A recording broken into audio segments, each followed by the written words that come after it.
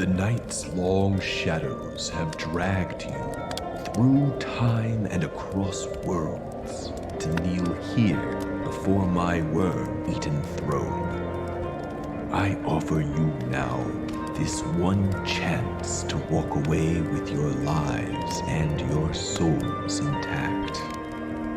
Please, tell me our story.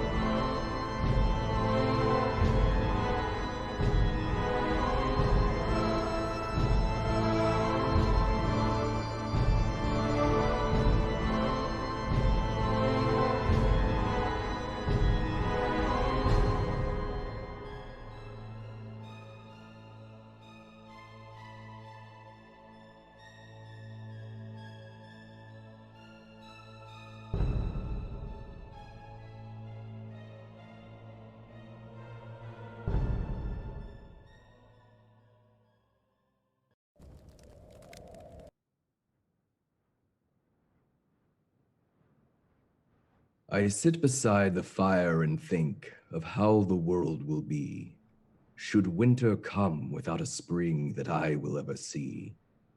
For there are so many things that I hunger to see, and I will not be chained or bound by mere mortality. I sit beside the fire and think of people long ago, and what I've paid for what I've gained. Blood painted in the snow. And all the while I sit and think of times there were before. I listen for avenging steps and phantoms at my door.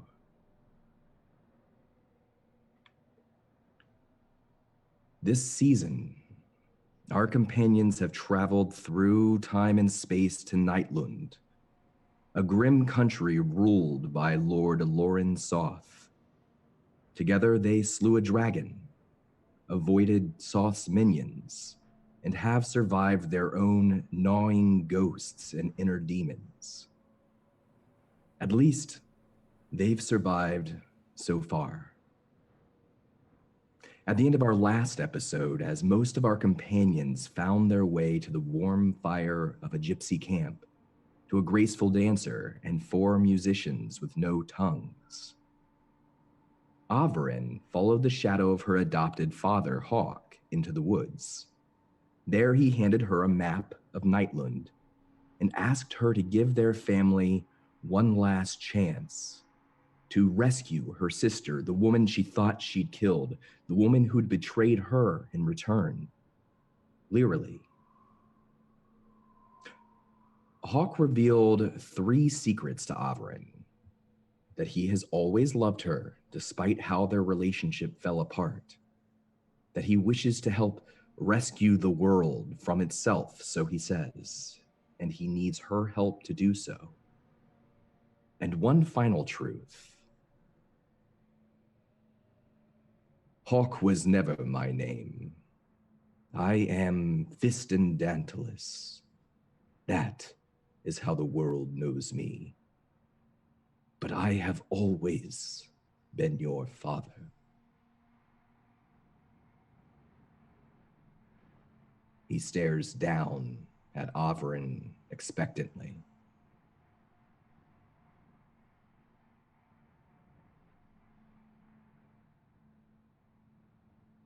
Averyn's mind is spinning through these new truths, or what is presented to her as truth.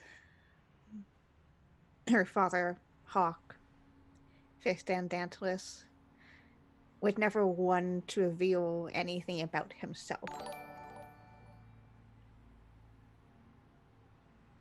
So she doesn't know how to take this exactly.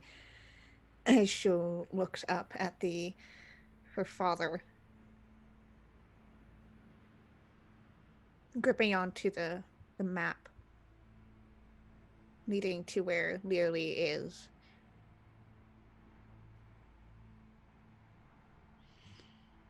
I understand that you must be confused and angry. I am sorry that it had to be this way. But there is a chance, Averyn.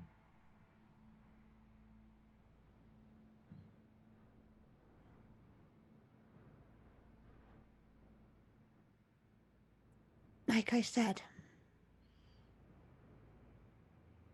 only for Learly.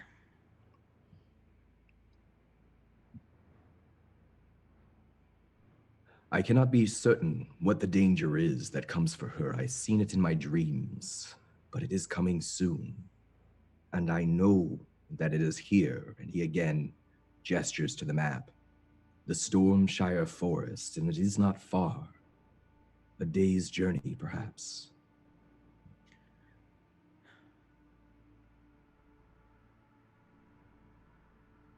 And why can't you do this? I am traveling in the opposite direction to Malmene. What I have to do waits for me there. And once you have your sister with you, and your friends,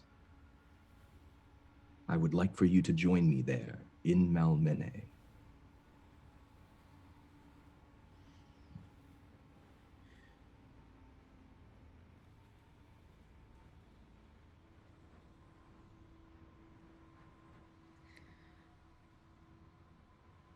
If I am successful,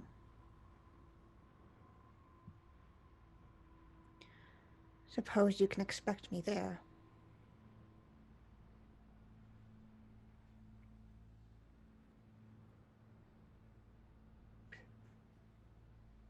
There isn't much time, Averyn. You should go.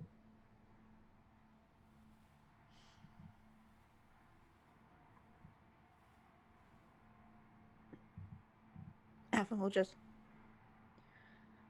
incline her head, almost an instinct to hug or hug him, or how she used to, but she just suppresses it and will turn and. As she turns, he senses that hesitation and he takes a step towards her and he opens his arms for her.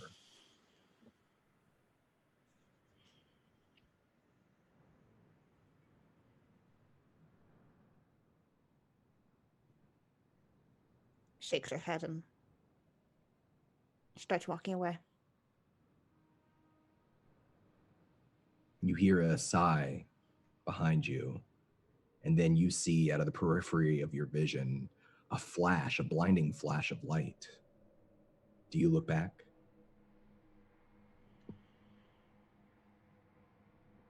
Just the briefest of glances. Roll me a perception check.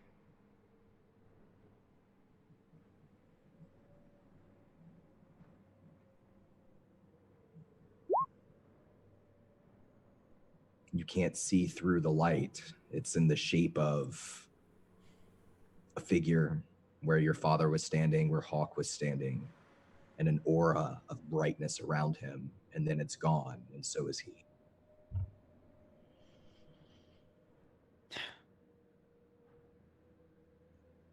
Hurry out of the forest. You leave the tree line, you find yourself on the road, your friends are gone, but you do see half a mile away or so, around the bend in the road, above the trees rises the smoke of something.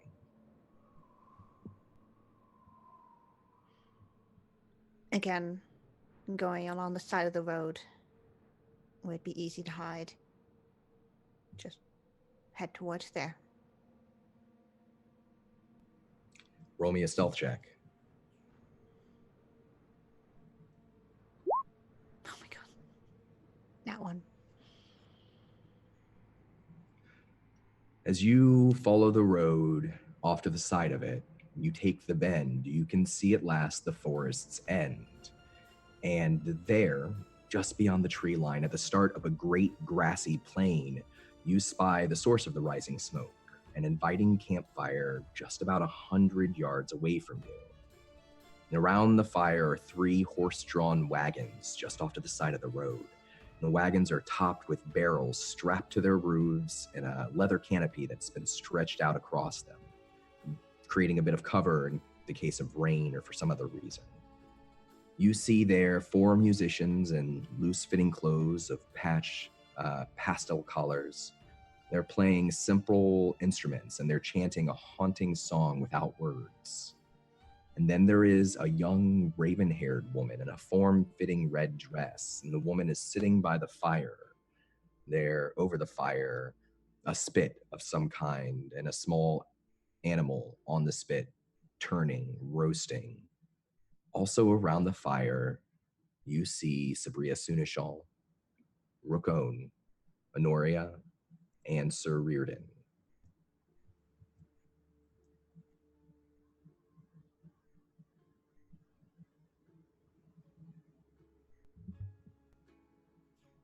Upon seeing my companions, I'm just gonna, again, still staying off to the side, start heading towards them. As you approach, the woman seems to have already seen you, maybe even before you saw her. And she calls over to you without getting up from where she's kneeling by the fire. Ah, another outsider. Please come, welcome to our camp. Join us by the fire for some dinner.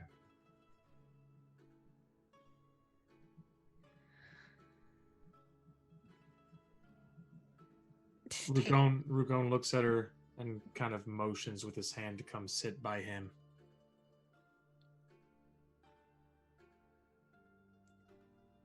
Averyn's a little taken back at the greeting, but will step out of the shadows and head over.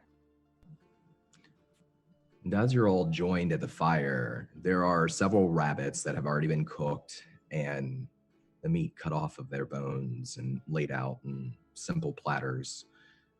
Food that you've been welcome to partake in. The musicians continue to play.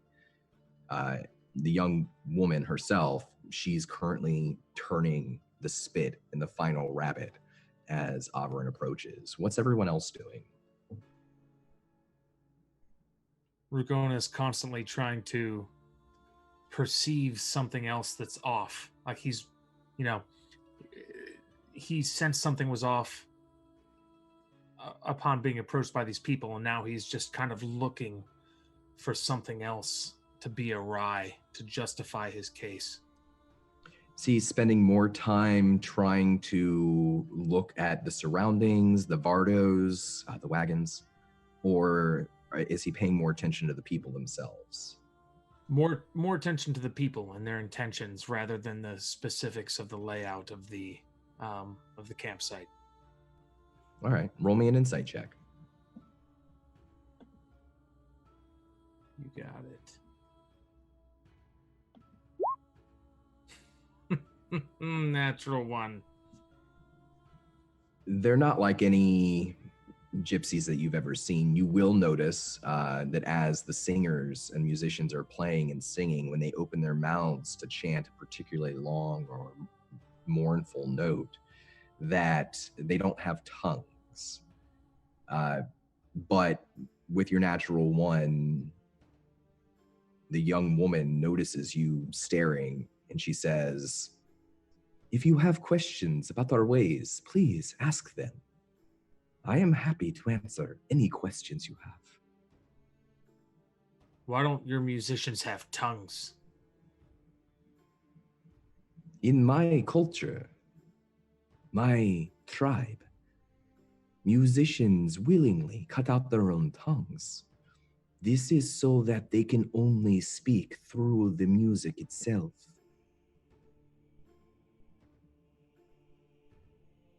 Huh. I can see that this is strange to you. It is strange to many. Our ways are not well looked at by civilization. I can see that. Everyone's got ways, particular cultures. I'm different from these folks here, but there's some things that we share. Oh yes, you are very different. I have never seen a minotaur.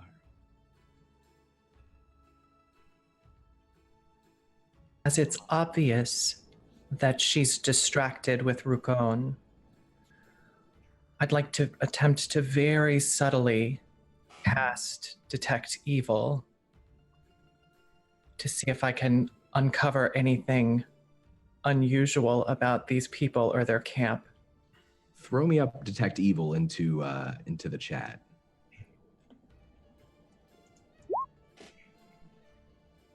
Roll me a sleight of hand check.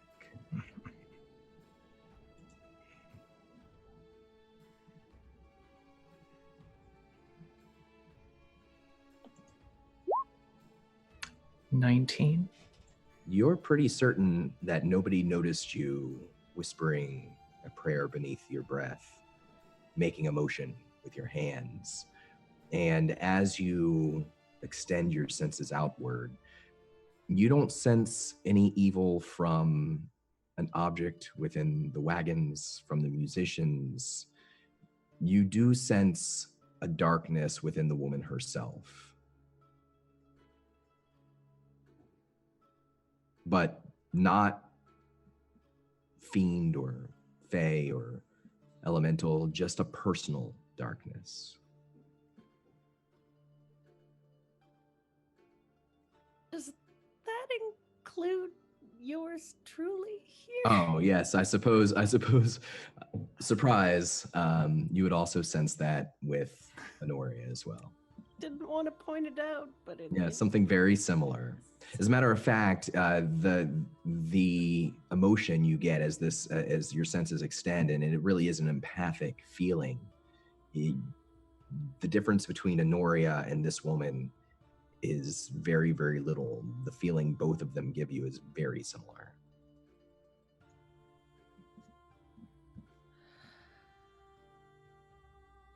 Simultaneously, while this is going on, Honoria is pretending to read from her book. But since she's had a little bit of time with that Nightland book from our dwarven friend, and with the sage background, she is listening intently to the words that are being said, if there's any mention of what these people are, who they are, and if she can slowly start trying to piece that together on her own. Unless my Minotaur friend is just going to outright come out and say it at some point, but...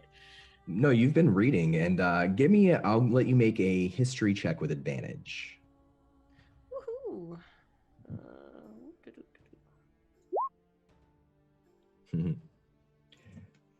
It just so happens, right as she mentions that the musicians willingly cut out their own tongues, that you just happen to have just skimmed a passage that's very similar. You would realize that this tribe is a tribe of gypsies inherent to this land, that they call themselves the Wanderers, that they've been in Nightland for a long time, and that they are not well received and avoid cities and towns unless they come in to trade. And even then, it's sort of a very tense situation when they come in to exchange goods. They're not well trusted. But culturally, you would find out that they are gypsies that value the power of music and storytelling and dance, that the greatest amongst them are said to have the gift of summoning ancient stories from times past through dance, through song, and that typically the leader amongst them is the fortune teller for the tribe. With the 21, I'd say that's a good deal of information that you could glean. Would it be considered insulting to ask for your fortune to be told by the fortune teller, or is it one of those things that would need to be offered? Usually there's an exchange of goods. They don't do anything for free, but it's not considered rude to ask. Perhaps I may have my fortune told. I slip into my pocket and I pull out one of the dragon scales. She turns from Rookone as you slide a dragon scale across, and she looks down at it, and there's a envious, hungry gleam in her eye for a second, and then she pulls her hand back to her stomach. Well, I am grateful that you think that I can do this, but I am not the leader of my tribe. You hold yourself so well. My apologies. It is my mother, Magda. She is our leader. Powerful things in the blood. I have my gifts, and she has hers. And one day, I will lead my people, but that day is not today. And what are your gifts, child? I am a dancer. I am a storyteller.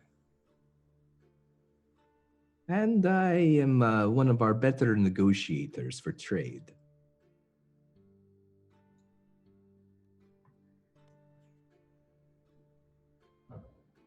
Rookone wants to lean over and try to whisper something in Averyn's ear. I do not like them. I don't understand why, but my gut gets queasy. If something happens, I know your suspicious nature is something I can relate to at this moment.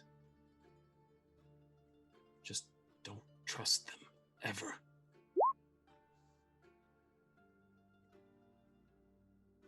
Yeah, Averyn raises an eyebrow. But that's her normal status, and just not trust anything. So now that she's been pointed out that even someone else also has uneasy feelings, just gonna keep an eye out. And at the first sign of trouble, if we start to go down, we need to run. The dancer can't hear what you're saying, but she does take notice that the two of you are sort of whispering conspiratorially. And she says, please, I understand that you have had a troubling journey, that you are hurt and wounded. Eat, rest, this costs nothing. We will be on our way in the morning, and we can part ways as it is. I will ask you, where did you come from, exactly? You directing this at me? all of you, you are companions, are you not? You have traveled together? We all have our different pasts and stories. We were all here through our own means. I'm afraid our tale is not very interesting. Oh, but I think it might be more interesting than you're letting on. After all, a knight of an order that does not exist? A wizard? A minotaur? Pah, these things are unheard of in Nightland. We all have. Nightland is a very unique place with a very unique ruler. Perhaps that is why we are here. We simply wish to learn. Well, I do have answers. I have lived here my entire life. If you have questions, I am happy to share what I know. What do you know of one called the White Rose? That is a very dangerous question. And But I search for not so dangerous answers. to answer it simply, the White Rose is a boogeyman, a specter, but in this case, they are all too real, or at least their followers are. They are rebels, elves mostly. They have fought the lord of this land for over a century. Most consider them savages. And you? I think most stories are more complicated than that.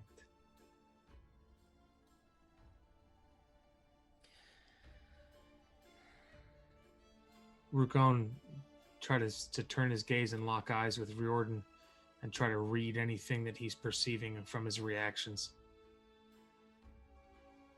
You can give it a shot. Riordan's playing poker right now. This is a battlefield that he's not as versed in, but one that he can still be somewhat proficient. There's a game going on here. So he's being as poker face as he can. Would I have to roll an insight check to get that? Yeah, because roll an insight check. He doesn't want to drop it around the present company. Insight It's check. pretty good. 17. I'll leave that up to Greg. He would spare a glance for his companion that is a look that wouldn't be noticed by anybody else, but it's a look that they shared during the battle with the dragon.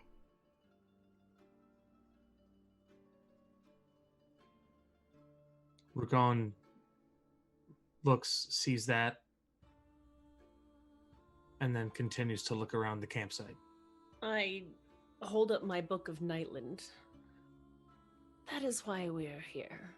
We seek adventure against these boogeymen of the wild.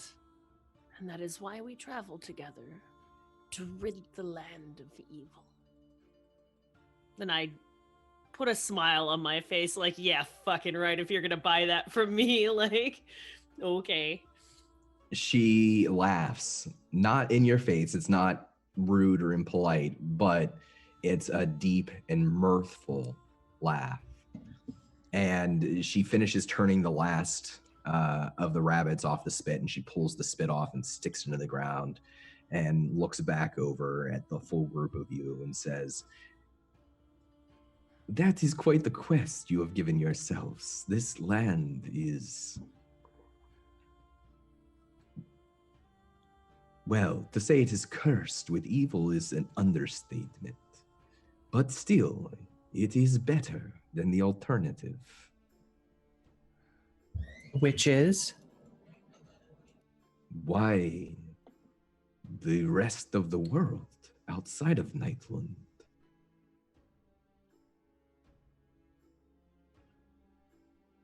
Did you come to Nightland from the outside? Are you one of them? We have always been in Nightland. Since as long as we have been together. I cannot recall a time where we have been together outside of Nightland.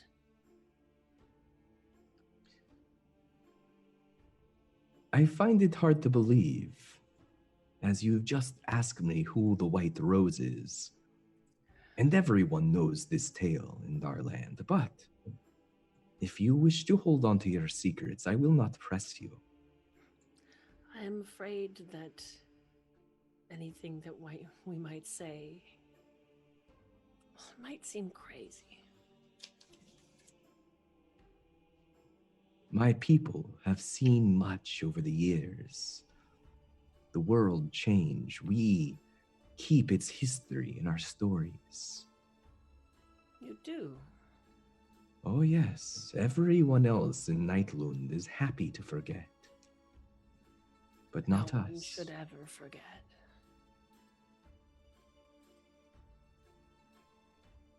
Would you tell us a tale? What do you wish to know? One that you believe we should know. She looks at the knight for the first time in a while, and he's not really spoken. And it's almost as though she's looking through you. She smiles and nods. The musicians stop playing, and almost as on cue, as the twilight is starting to get darker and closer to night, as the music stops, the rains that come at night start.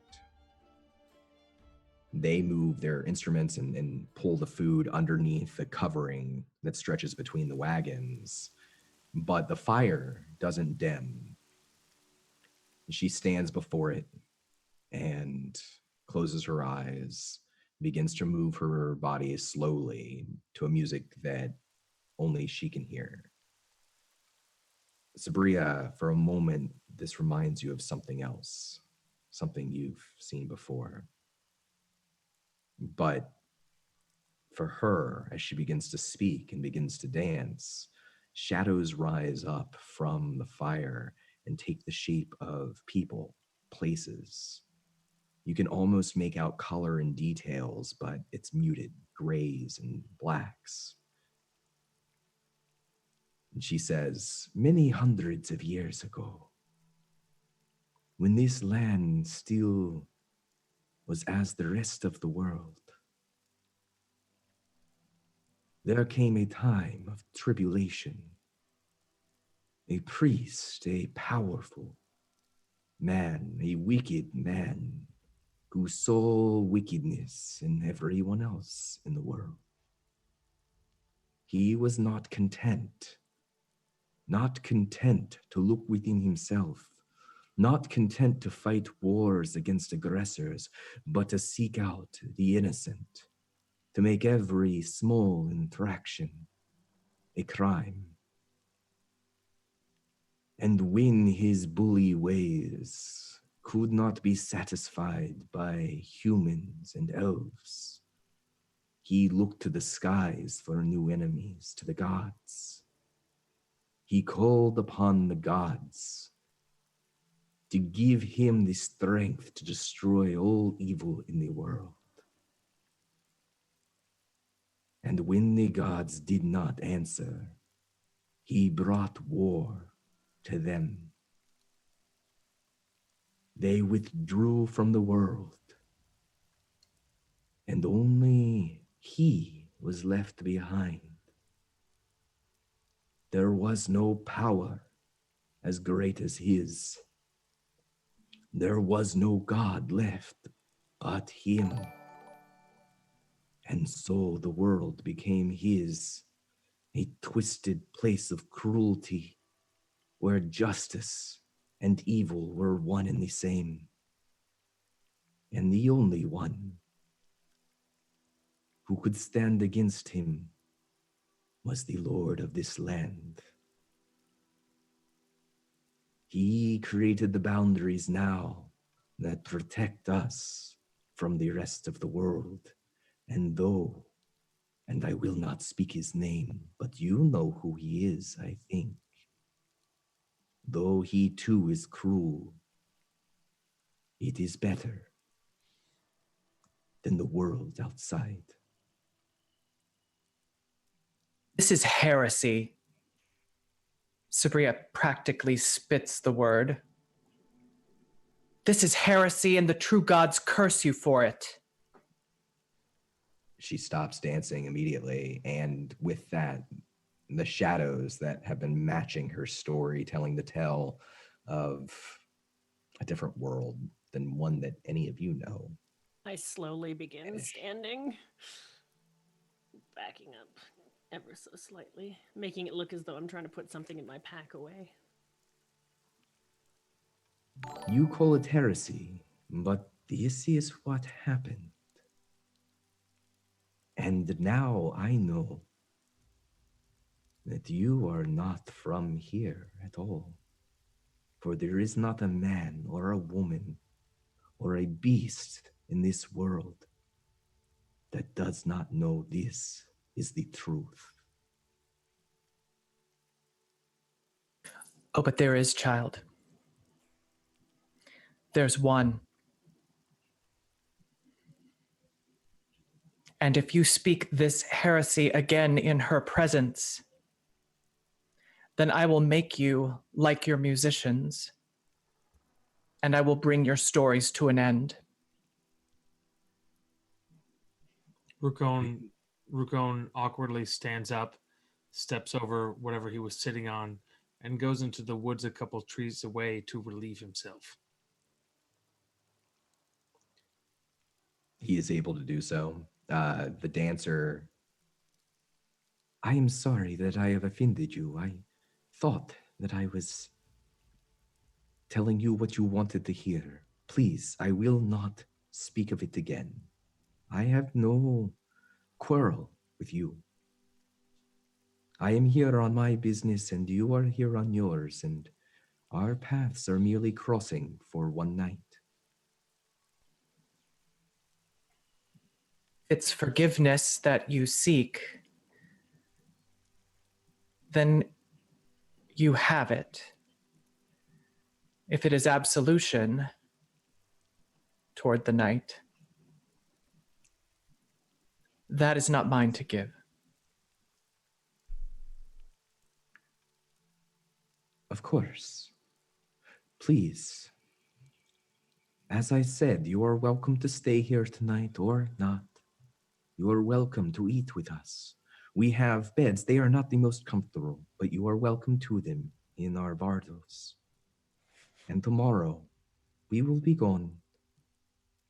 And I hope that I never see to offend you again.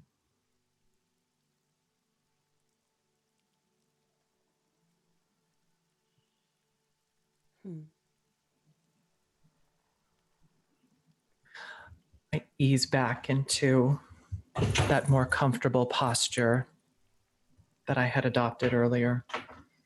I would like to go stand outside of the firelight and keep my eyes on the daughter of the fortune teller. If she notices me, I would beckon her towards me. What's everyone else doing? I'm still in the woods, doing what bears do.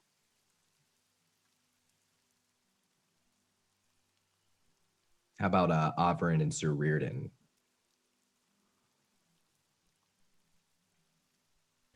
Sir Reardon would stay by the fire. Does the dancer stay, or does she retire as well?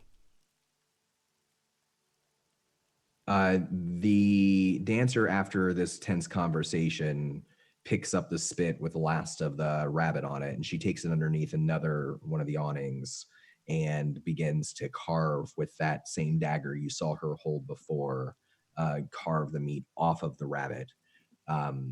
And she's eating some of it, but she's not eating all of it. There's plenty out on the other side of the camp. And the 4 musicians are now huddled in a circle, eating and kind of looking warily over their shoulders uncomfortably at you as a group.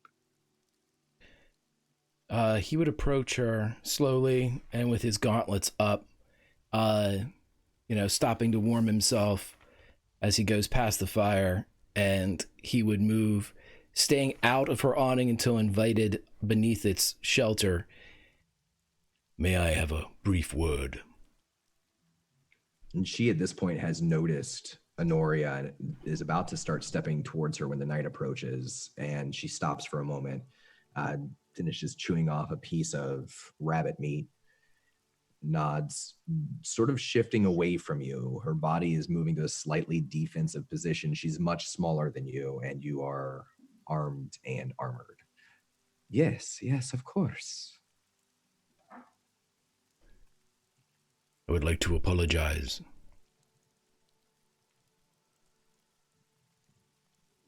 I thank you for your apology, but it is not necessary. We wanderers, we suffer this often. It does not hurt our pride. It hurts mine. But I do not do it for myself. I offer you an apology because it is something that is necessary. You are believing what your people believe is not wrong. It's not to be guided by outsiders. If this land and your stories are to be believed, you are, for all intents and purposes, in occupied territory. You are behind enemy lines. When faced with such circumstances, you do what you must. You believe what you must, and you keep your people safe. And he looks around the camp. It appears that you have done all of this. For that I apologize, for we do not understand. Sir Knight, I will not pry much, but tell me this. Where is it that you are heading? Is there anybody from the group in earshot? Honoria might be. Then he would lean as close as the dancer would allow, keeping a gauntlet between her knife hand and his throat as he leans forward. Slow. If she's hesitant, he'll stop immediately and pull back. I mean, she doesn't move away, but she doesn't move at all. He leans in. I'm here for the Lord. Yeah, I'm going to want to roll a perception on that. Go for it. Here's one of my advantages. Excellent.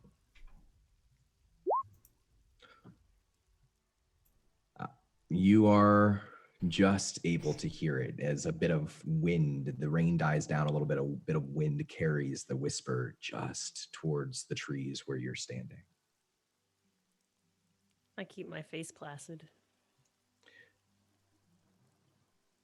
So it is true that you are one of Beldinus's agents. You are... No, my friend. I'm just here for the Lord. My general has sent me.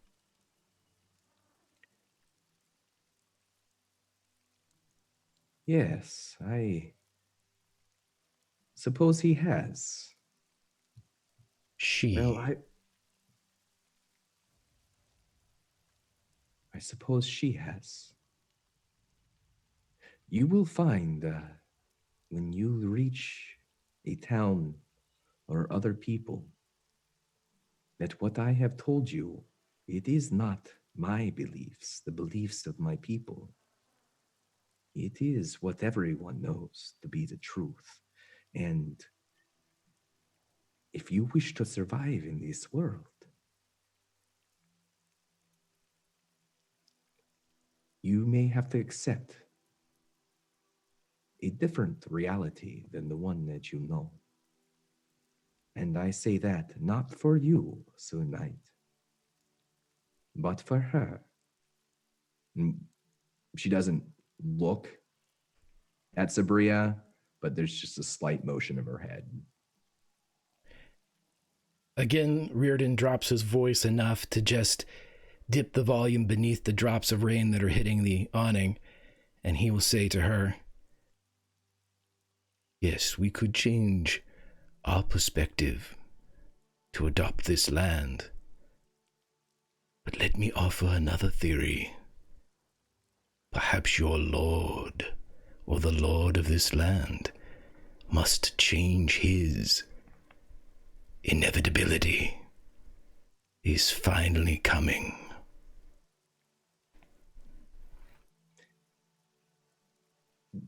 Well, that sounds like a very interesting story, and I hope to be very far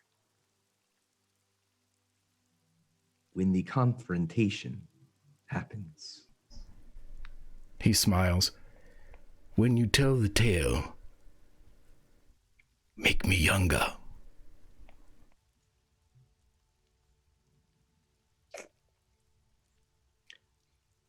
She gives you a wry smile and says, "Oh, I always like to embellish a little. Thank you for your apology." He bows and steps away. And she waits until he goes, and then she, in turn, notices Honoria and steps to Honoria.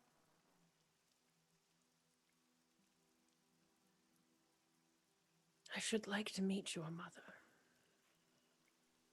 Oh, many do. She is much more welcoming than I am, more trusting. Such a thing is possible.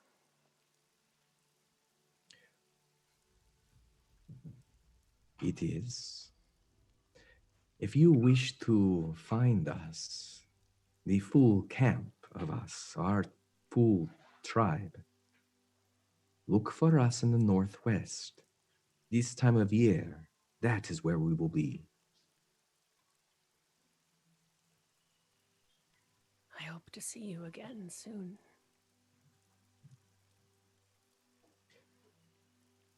I hope to see some of you again soon.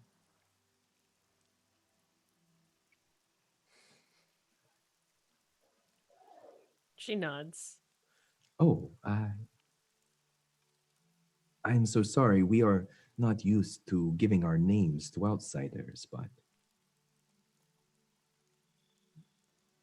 I will give you mine if you agree to help me with a small thing. Which thing is that? I am looking for my brother, Bratu.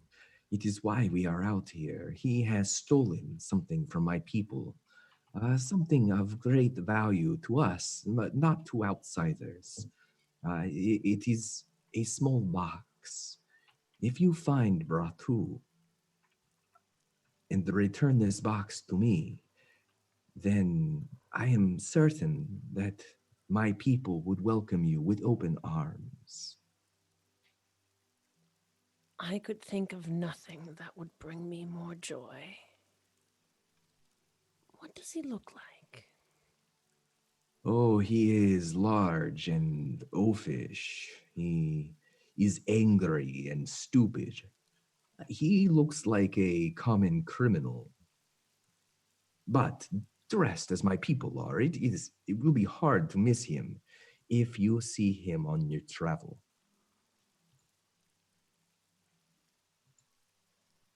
I will look for him. Very well. Come, come. It is cold here. She wraps her cloak around her and starts moving back towards the fire to join the rest of her companions. Make some notes in her book. The dancer joins the musicians, and after a very, very brief whispering conversation, she calls over to the group. We are turning in for the night. If you wish to take some of our beds, you are welcome to, but let us know now. So we'll have to share.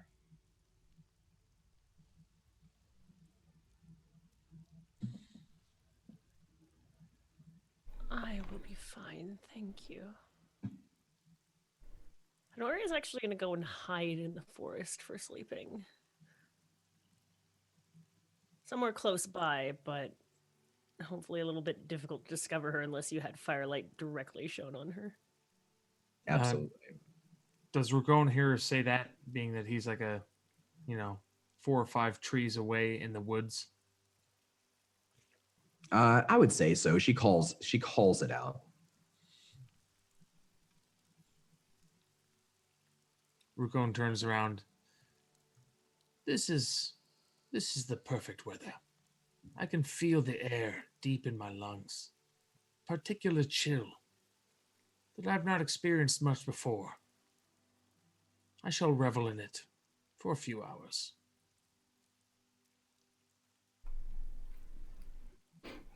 I shall take a bed. Of course. This way. Any others?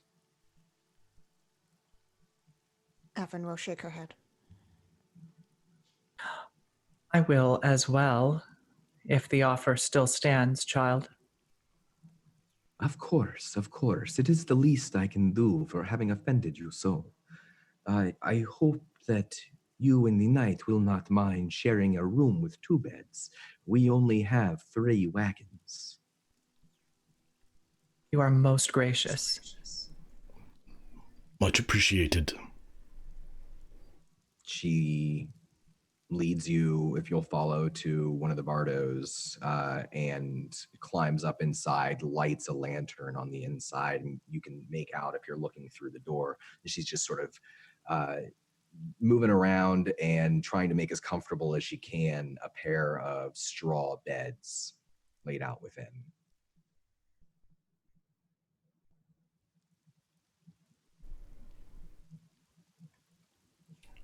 I shall relieve Rugon in 4 hours.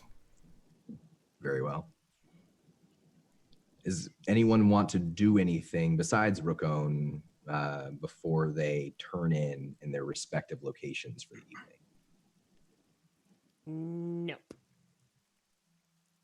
As the dancer leaves us, your hospitality pleases the true gods, child. Well, I am happy to have pleased at least you. Until the morning, then. Sweet dreams.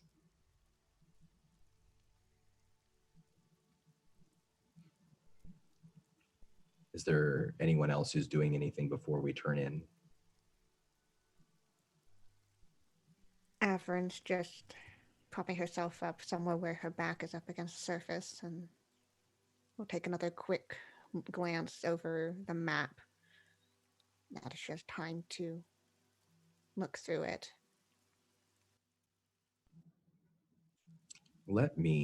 I'll post this here for you in our Zoom chat. Good luck reading it. My handwriting's not the best. There you are.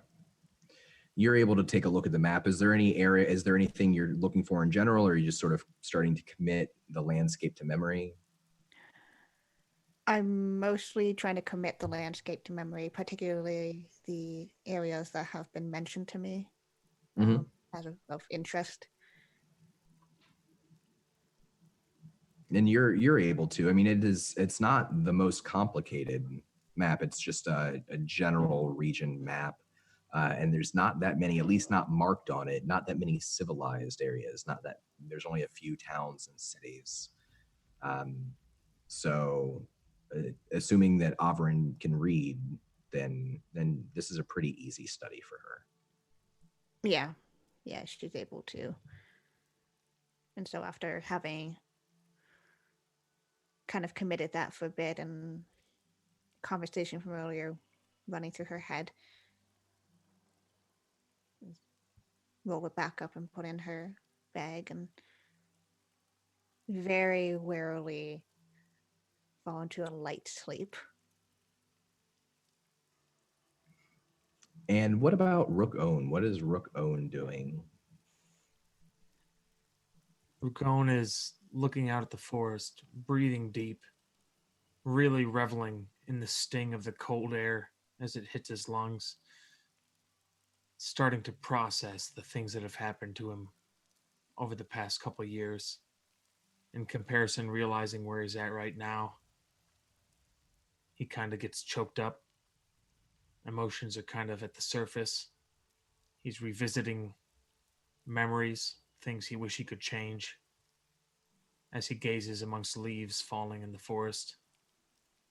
As he shifts his body weight, the crinkling of leaves distract him from this from time to time, but he's keeping vigilant watch on the woods. Roll me a perception check. That's going to be, I have a plus a million to perception, so Oh yeah, I forgot about that. 18. You get the feeling that you're being watched, but you're not sure from where.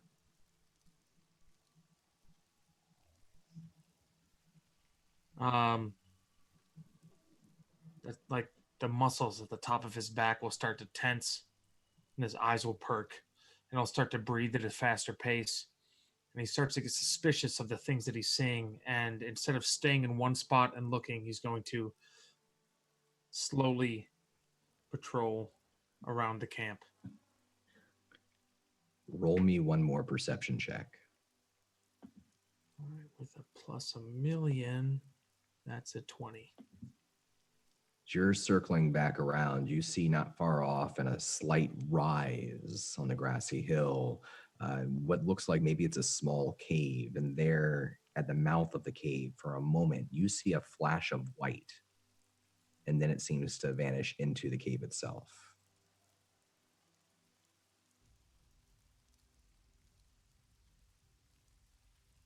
He turns around behind him just to kind of gauge his vision to make sure that wasn't a hallucination of some sort, and then looks back at the spot. You can see the cave. You don't see the whatever it was, an animal, a figure, trick of the light.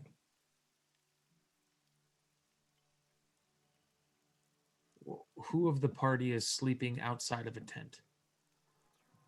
It'd be Honoria, who walked off into the woods somewhere, and Averyn, who is closer to the camp. Okay. Yeah, close to the camp. So based off the position where I am in my initial looks, like can I readily see anybody? Like is Honoria hiding in plain sight in the woods? Or is Averyn like readily there? I was trying to be decently hidden, but on an 8, I imagine it's not much better than just my cloak being thrown over top of me as I fall into sleep. Yeah, you could find one of them. They're close to you. All right. I'm only looking for one, so I'm looking for the person who's easiest to find. I'm not trying to hide. Yeah, Averyn's at the camp itself. Rukon will approach, squat down to the space where she's sleeping. Averyn, child, wake up.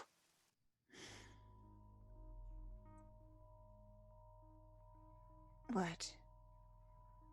I saw a flash of light in the cave.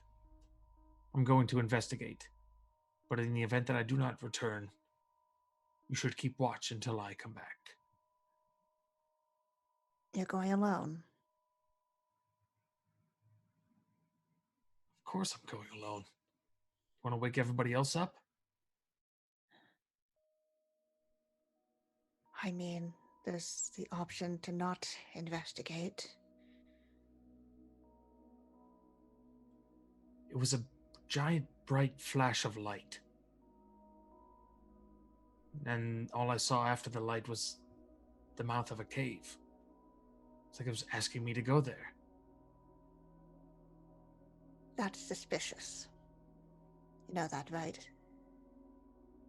That's why I'm going to investigate. What direction, how far? Not too far off through the clearing. I could still see it from the edge of camp. And how long before I have to find and get a searching party?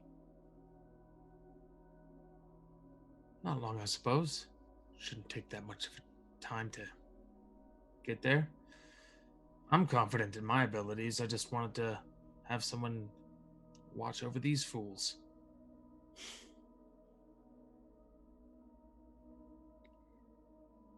All right. All Averyn right then. get up, pulling the hood more securely over her head. And Rukon will wander towards the cave, standing tall, shoulders broad, proud in the fact that he just negotiated something. Averyn, you watch Rukon head off in the direction of the cave. You're able to see him, keep an eye on him as he goes up into the cave and disappears into its mouth. Rukon, you enter into the small cave, and as you do, you can hear the rain outside still, but just barely. It's lighter now. You're not sure whether it's a trick of the sound or maybe this cave is deeper than it looks. How far can you see into the dark? Average vision, no night vision. Okay. Then you're just able to see far enough to find a large black bearded man laying on his stomach. He's in the same loose, colorful clothes as the gypsies you'd met earlier in the night. His chin is planted onto the stony ground, and he's staring at you with wide, glassy eyes. After a moment, you realize that he is most definitely dead. Is there anything else around? Any sort of threats? Any sort of ominous noises? Something that would prevent me from investigating his corpse? Do you have any sort of light source? No. Then you would have to kind of feel your way around in the dark. Or I could drag his body outside. Absolutely. I'll do that. As you move further into the cave and get a little bit closer to the edge of the moonlight, what light it does provide you, you'll notice two things that you hadn't noticed before. Laying beside the man is a gold-trimmed wooden chest with an intricate lock. And behind the dead man, at his feet, a white shape. You hear a sound then. Shlick. You see the white shape move. Who goes there? Shlick. It moves again, and you see that it's a man, you think, in a flowing white cloak that obscures his form. His face, as he turns so that you're looking at his profile, seems to be hidden behind a full beak-nosed mask, and he wears a wide-brimmed hat. Shlick. The man continues his work, and you see now he is using methodically a scalpel to slowly cut the soles of the dead man's left foot. Oh, there.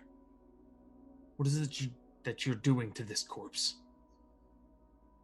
The figure looks up and tips his wide-brimmed hat at you gently, and you can smell for a moment the wafting odor of roses.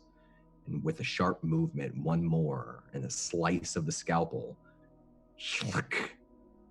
he removes the sole of the dead man's left foot and begins to stand up. And you can see that he's holding in one hand 2 hewn soles and a scalpel, and in his other hand, an undecorated white leather case. Rukon, my friend, slow. You are not my friend. I am not your enemy. I've seen you before. Amongst abominations.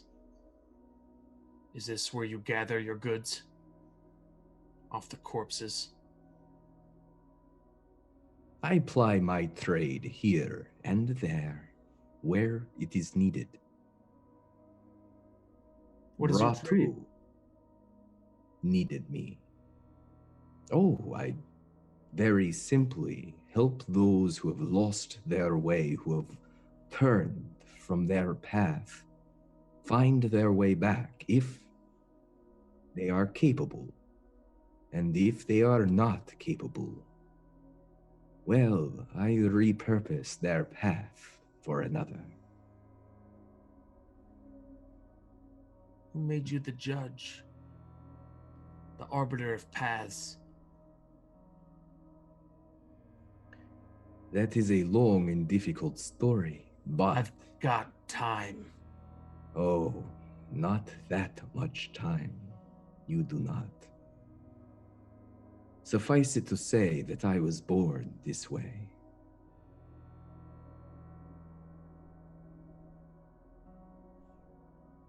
Do you wish to discuss something?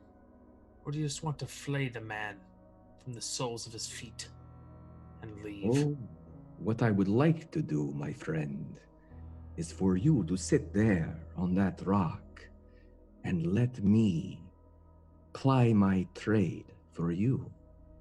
Because like Ratu, you have walked away from your path. Ratu, it was greed that drove him away. I have sympathy for you. It was another who drove you away from your path, was it not? What do you know? I look into your eyes, and I see your life, your choices, like a colorful weave, and I can see where those strands fray. I wish to help you.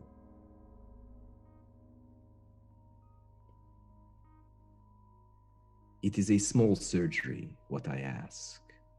Sit there on that rock and let me sow Ratu his. He holds up the souls. The path he walked from. Let me sow them onto your feet. Let me help you find your way. That's insanity. Is it? What do you know of my path? What do you know of my experiences? What do you know of where I come from? I saw you in a vision. I know that you are meant to be free, but I am free. No, Rokon. But I can make you free. I have no master. I'm breathing air for the first time, feeling it as it hit my lungs.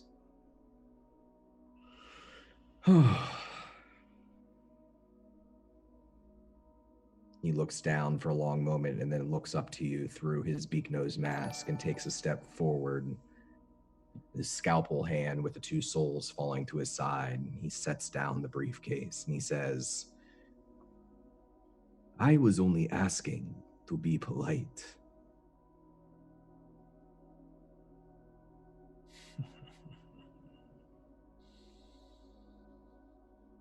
What is it that you have in store for the next couple of moments, masked one? I will try to make it as painless as possible. And in a moment, you see again a flash of white. He is behind you where he was in front of you before. And he has the scalpel pressed to your neck.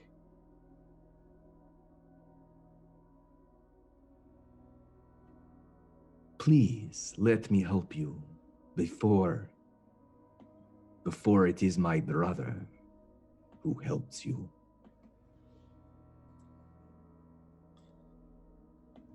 What is it you wish to do to help me? He's still remaining calm, by the way, with the knife to his throat. He's not defensive.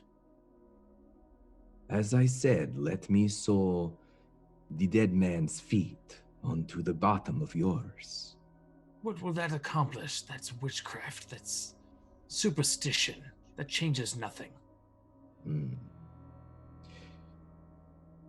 It does work. I have had many patients, but I will not explain the details of magic to you. You do not follow that path. The point of freedom is choosing your path. With a blade to my throat, I will not let you dictate that for me. I am afraid, Rokon, that you are too important for me to let you make another mistake. I'm afraid. Yeah. He tries to calmly slip away from the blade. It's like motions enough to, if he's going to make a move, he'll make the move. Give me a acrobatics or sleight of hand. I'll let you do either. They're the same. Okay. 7. He grips you with a lot more strength than such a scrawny figure should possess. And he begins to speak again. As I said, and then there is a flash of light behind you, behind him, and he falls away from you for a moment. I'm going to try to free myself from the cave. You're Try to running from the escape cave? from the cave, yeah. Do you look back over your shoulder as you run, or do you just run? Nope, I run. Do you grab anything, or are you just sprinting as fast as you can? I'm sprinting as fast as I can for about 15 feet, and then I stop dead in my tracks and stay there without looking. You hear a voice from above, from the cave. Two voices. First, you hear a scream. It's short and then over. You hear a sounds like tearing. And then a few moments later, you hear a voice from above, from behind you. Go and be free, Minotaur. You know yourself. Do not let these ghosts and phantoms tell you who you are.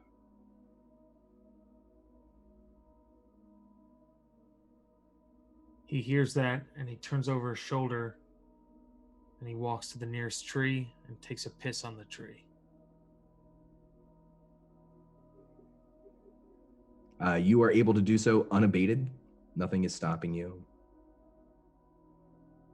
And you feel a slow kind of calm take you. You don't feel like you're being watched anymore.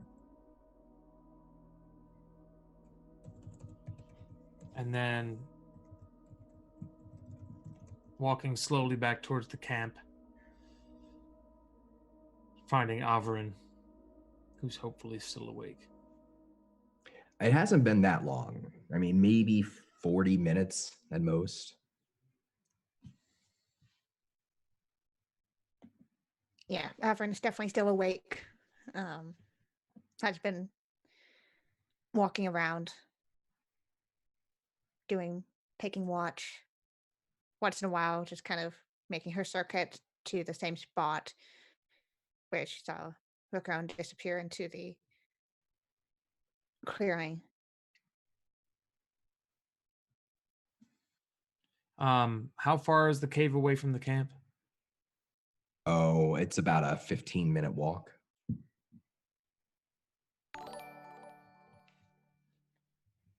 I found something, Averyn. Can you come with me?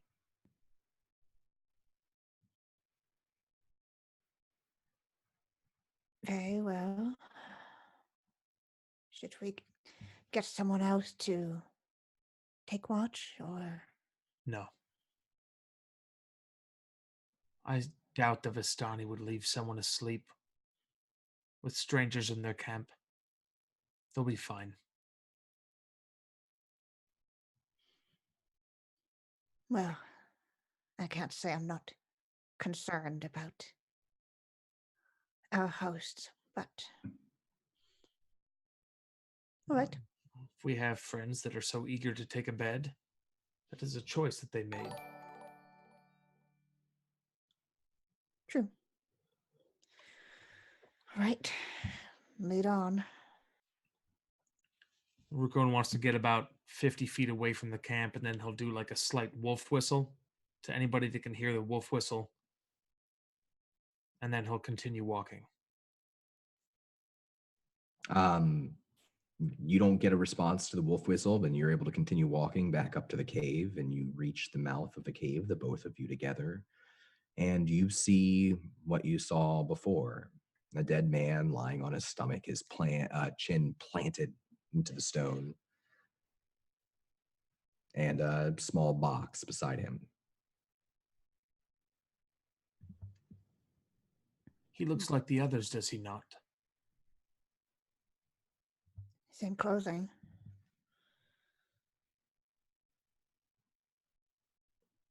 Interesting.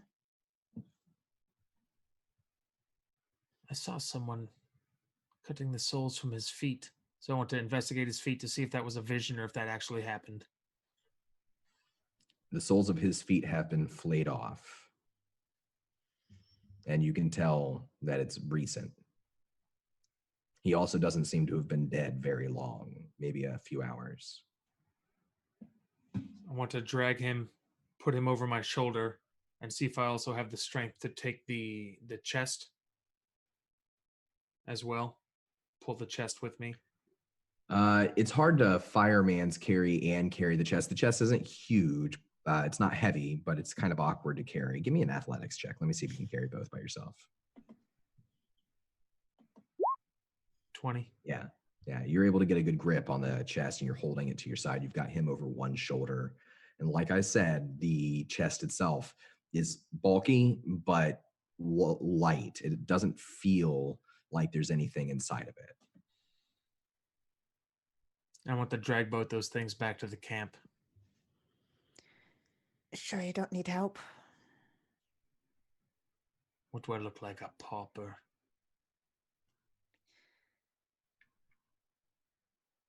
You just look really awkward right now. Everything is relative. He's going to continue walking to the camp.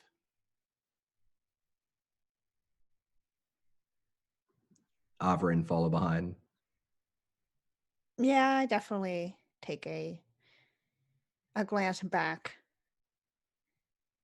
Check around to see if there's anybody around, as clearly somebody had just flayed off somebody's souls. Roll me a perception check.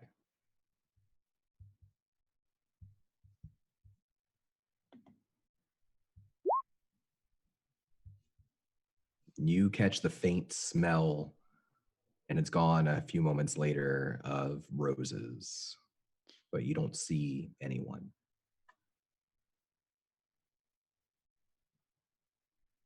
I shake my head and continue forth, following Rukon to the camp. You all return to the camp, the both of you, and once there, what are you doing? Can I identify the tent where the any sort of like head gypsy person would live? Yeah, there's 3 Vardos, three wagons, and you know that 2 of them are occupied by the 5 wanderers, and 1 of them is occupied by Reardon and Sabria. All right, I'll one of the wanderer wagons. I wasn't paying attention to see who went into where, so I'll knock on one of the wagons of the gypsy group.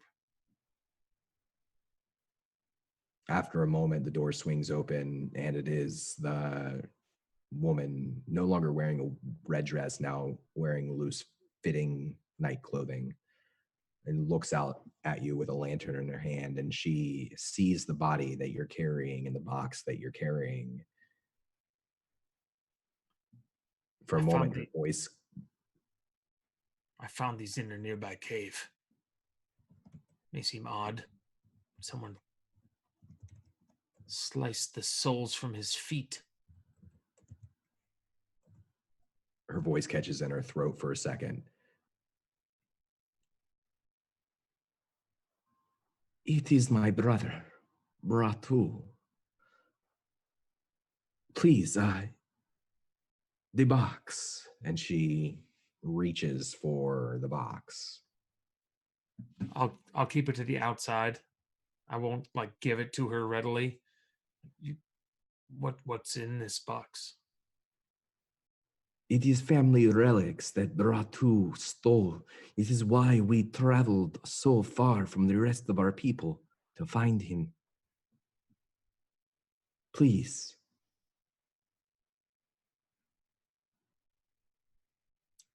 There's other things we need to discuss. He was just killed. The man slicing his soles was dressed in all white, had a beaked mask and smell of roses.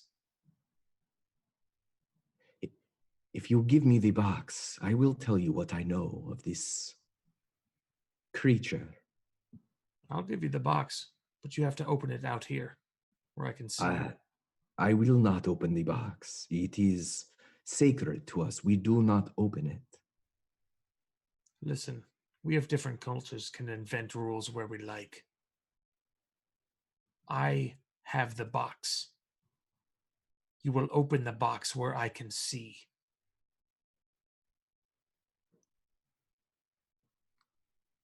I will not open the box. Ever. Well, then you will not get it till the morning.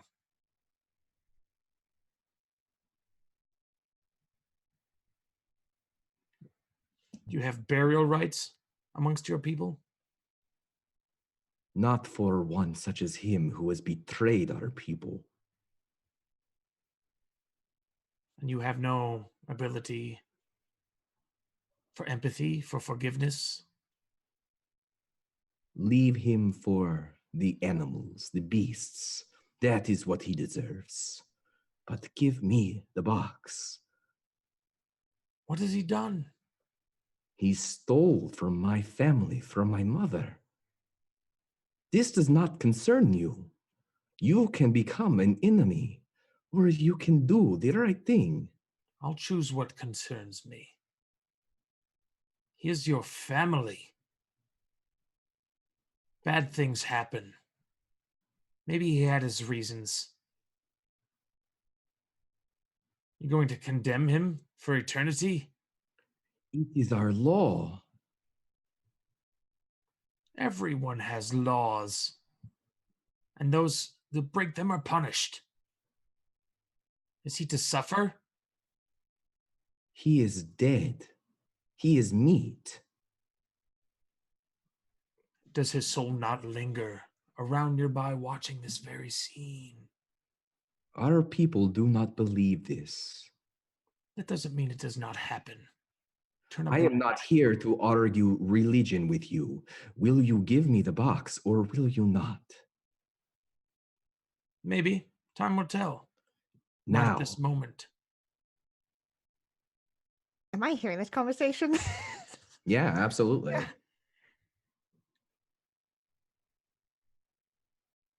Averyn is going to place a very hesitant hand on Rukon.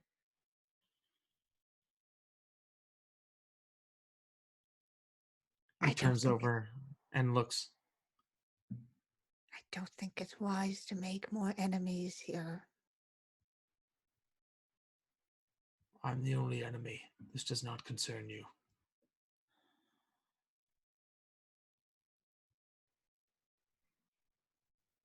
Will you attack me if I do not give you the box? Why would I attack you? I am not a warrior. But I will speak against you.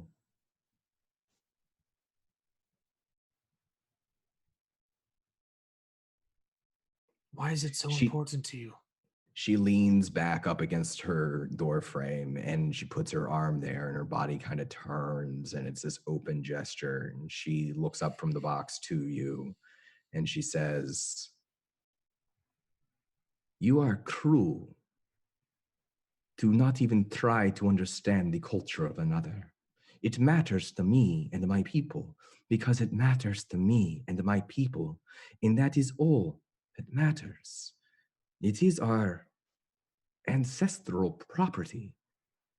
I would not judge you for who you are, but I will for your actions.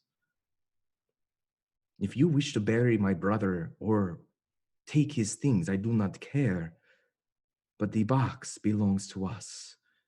I give you now one last chance to return it to us, and this will be forgotten."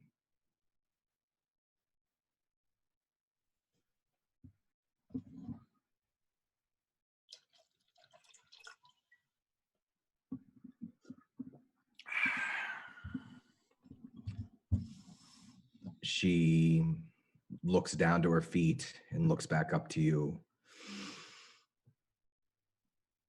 "Curse you, outsider. May you always know of the promises you've broken. May you hear the whispers of the beast and know what you have done this day." Fine. Take the fucking box. I don't want that weight. There's tears in the corners of her eyes. She holds out her hand towards you. Are you a people of curses? Will you damn people for eternity? Take the fucking box. Undo what you've done. She takes it. And she says, before pulling back into her wagon, "Fine. It is undone. Thank you." She shuts the door.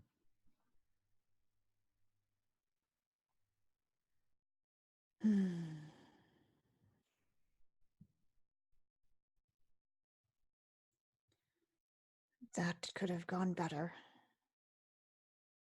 But it could have gone worse. Let's focus on the positives.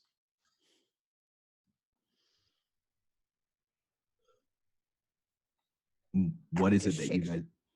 Shakes her head. Shakes her head and turns back to a spot. What? It's just words. What's the worst that could happen?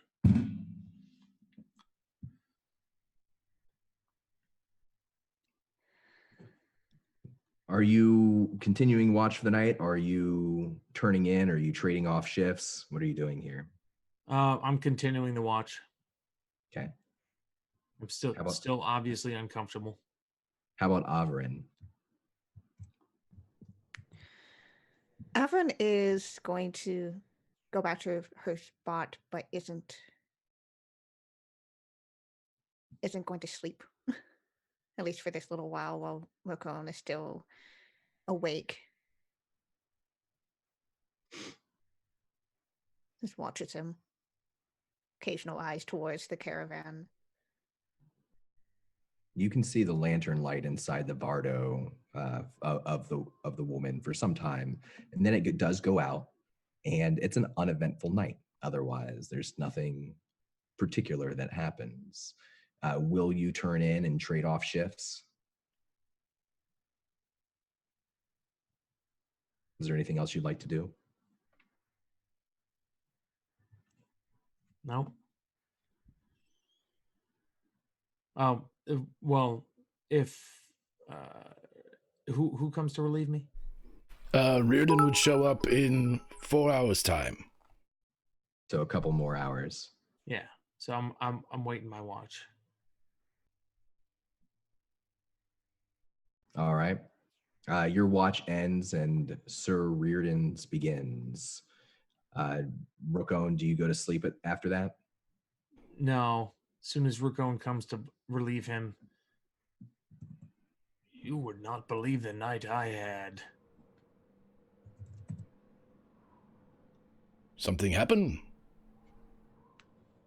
I saw a flash of bright light near a cave. I woke Averyn, told her to keep watch over the camp while I investigated. I saw a corpse of a Vistani. Odd, seeing as we're in their camp, that someone so close would just be dead in a cave. A man in a white coat. Beaked mask, smell of roses, slicing the soles off of his feet. The hell you say? Right? I don't understand it. It starts talking to me about paths, and I lost my path. Wanted to sew the soles of this person's feet onto my feet for some fucking bullshit. I don't know. I walked away. Got suspicious. There was another flash of light. I retrieved Averyn. We investigated the cave. We dragged the body back here with a small box. Right? You had a box. I'm following, I think. I knock on the wagon of one of the gypsy folk. They tell me that the animals can eat the corpse. They don't give a shit about him. But they want the box. So I became curious, and I didn't let them have the box. He said some shit about cursing me for forever for some shit that I've done. And I was like, fuck this bullshit. Wait, you buried the lead, my friend. You said they cursed you? Yeah, it's just some dramatic bullshit. Like I would tell you, like, fuck you, man. That's me cursing you. And then she's like, curse you forever. So with some stuff. And I didn't want that evil on me, so I gave her the box. But now I feel bad. Should I feel bad?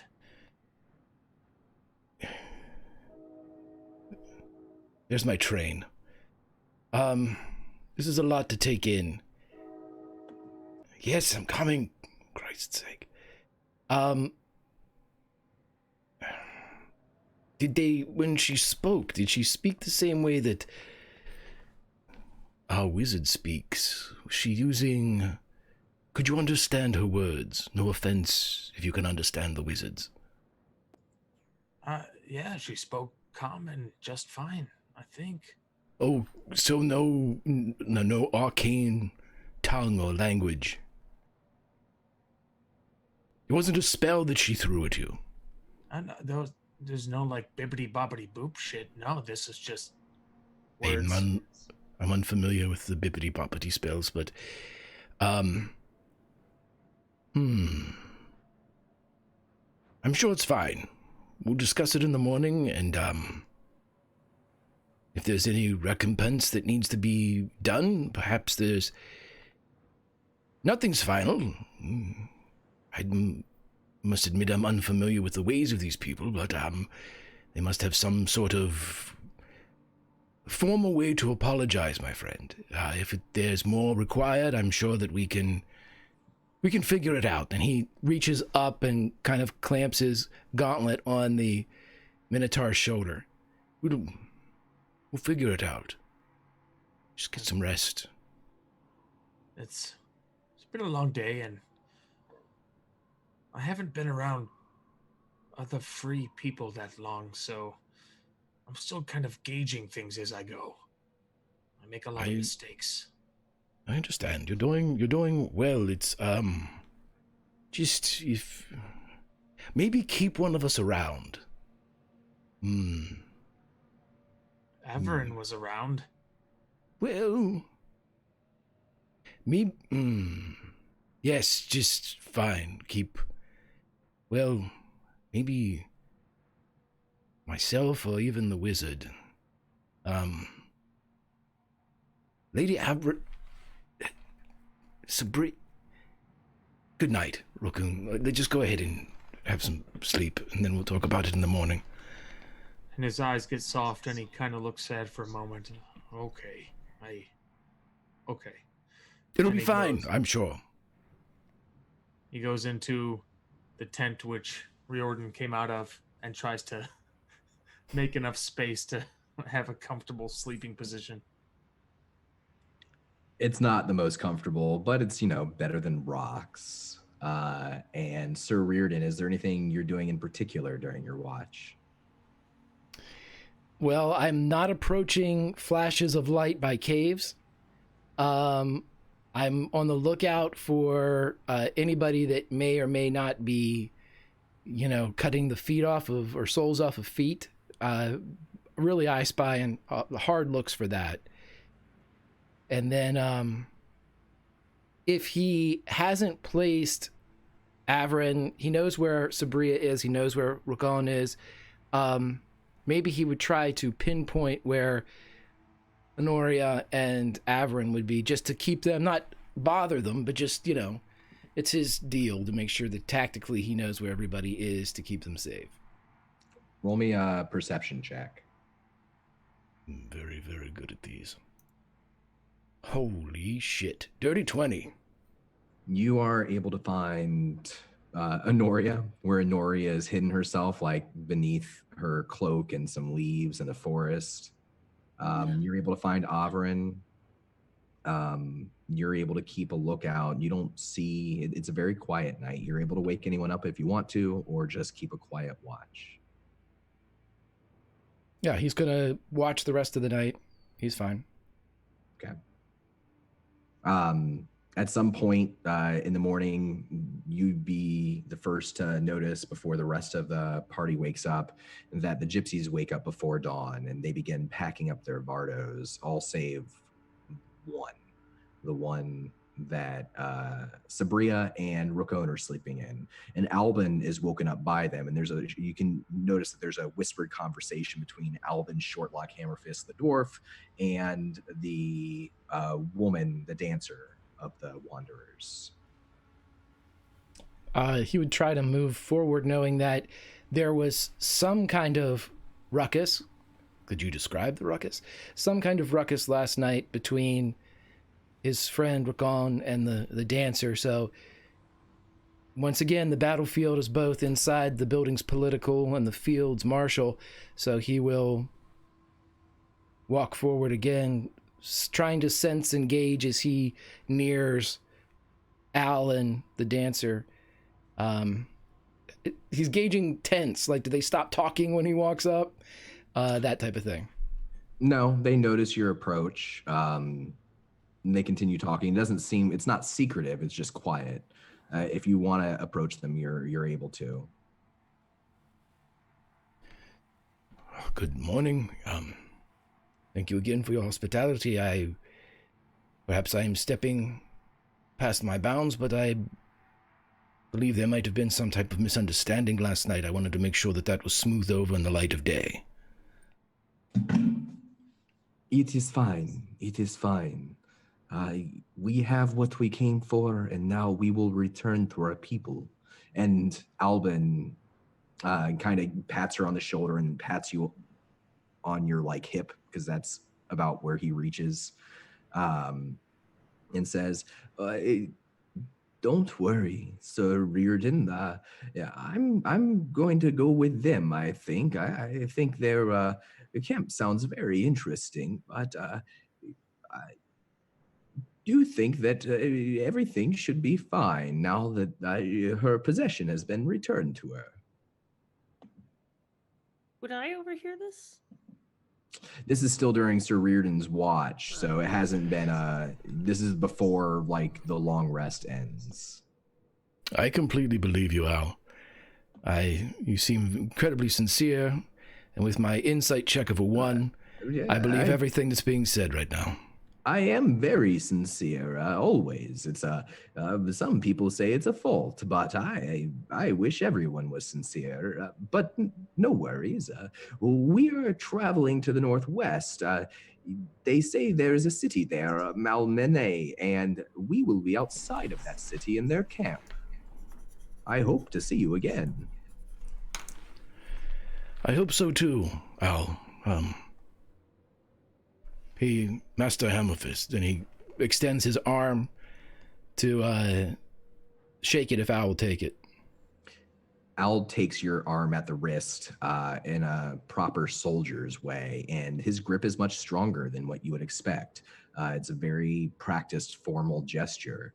And he looks up to you, even though his hand is shaking a little, and says, "It has truly been a pleasure to meet you, and please, take care of your friends. I worry for them." We appreciate your concern, and you have been a bright light here in these dark lands. Safe travels, my friend. And to you, Sir Reardon, safe travels. And he lets go of your arm. Is everyone awake? You'll all wake up here shortly. And as a matter of fact, Rukon and Sabria will probably wake up first because the gypsies are going to start shaking the door and opening the door. And the dancer will come in and say, "Please, I hate to wake you from your sleep, but we must be going. And you are sleeping in our home." Of course. Sorry, Of course. it's early. Are you the one that I gave the chest to? Yes, I am. Oh, okay. So when you cursed me, that was just words, right? There wasn't any sort of additional thing that went along with that, because sometimes it really affects people. I just need to know that you're not affected, or... I am sorry, I do not have my mother's patience. I get angry sometimes, and I regret my angry words, but no, you have nothing to worry about. Rakan, excuse me, please. Excuse you from what? We're in the same room. Step out of my way, please, so I can get outside. Oh, yes, I'm large. I apologize. Thank you. Sabria steps out off of the edge of the Vardo and makes her way over to the embers of the fire and begins to very quickly set up her morning ritual with the pot and the cups. Does Rukon also leave? No, so we're with the dancer. He wants to like level for a moment with sad eyes. I'm very defensive. I've just been freed from several years of torturous entrapment. I apologize. It's very difficult to trust anyone. Yes, my people also have trust issues. I understand. I have forgiven you. But please, we must be going, and you are standing in our Vardo. Right, but okay, so I'm not gonna like die horribly for offending you or anything, am I? No.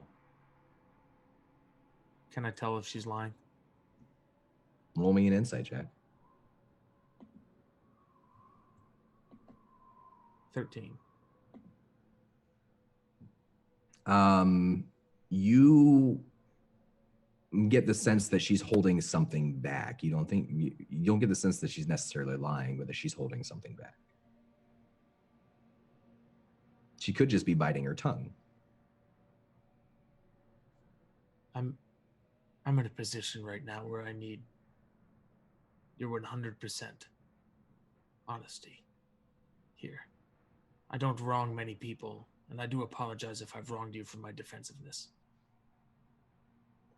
But I need to know that my conscience can move forward, clear.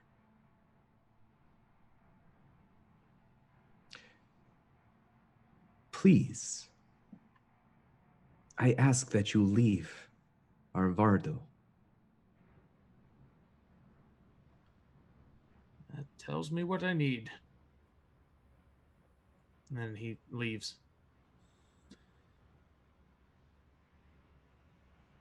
She watches you go for a second, and then they begin to pack up immediately. And as they do, at this point, Honoria and Averyn and anyone else who is sleeping, it's about the time you'd be waking up as they're packing up camp and getting ready to leave, going in the opposite direction, back towards the way you guys came from. I'm gonna go cozy on up to Sabria for some of that morning coffee and start studying my spells.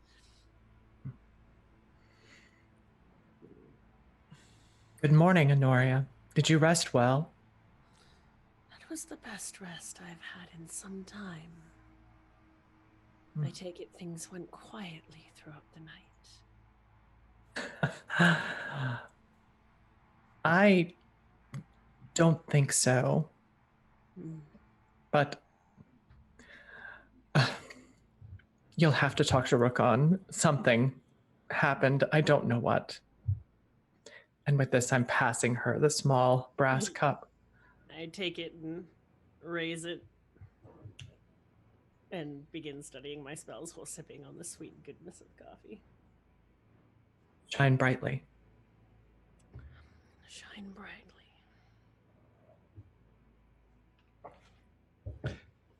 Can I have my spell slots back? Oh, yeah. Yeah, you guys have all gotten a long rest. Even Rukon gets a long rest. Why'd you say it like that, man? It's okay. Everything's fine. The 5 wanderers, the gypsies, pack up their camp. And with Al traveling, he's actually attached his cart to the back of one of their Vardos, and they're pulling it along, and they start off, and Albin stays back for a moment before climbing into the final Vardo, the one that hasn't started to move yet, being drawn by the horses. And he waves Honoria back. rushes off to him. She doesn't. Oh. You're leaving. Well, I get the feeling that whatever you're doing is might be very dangerous. And while I wish you all the best of luck, I'm very interested in the stories these wanderers have to tell.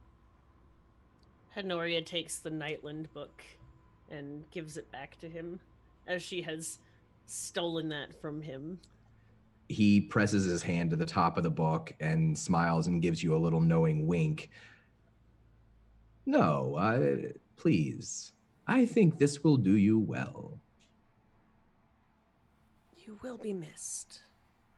Well, hopefully I will see you again. And you should know about that particular book. I found that just a couple of days ago. Curious. It is a new addition to my collection, and if what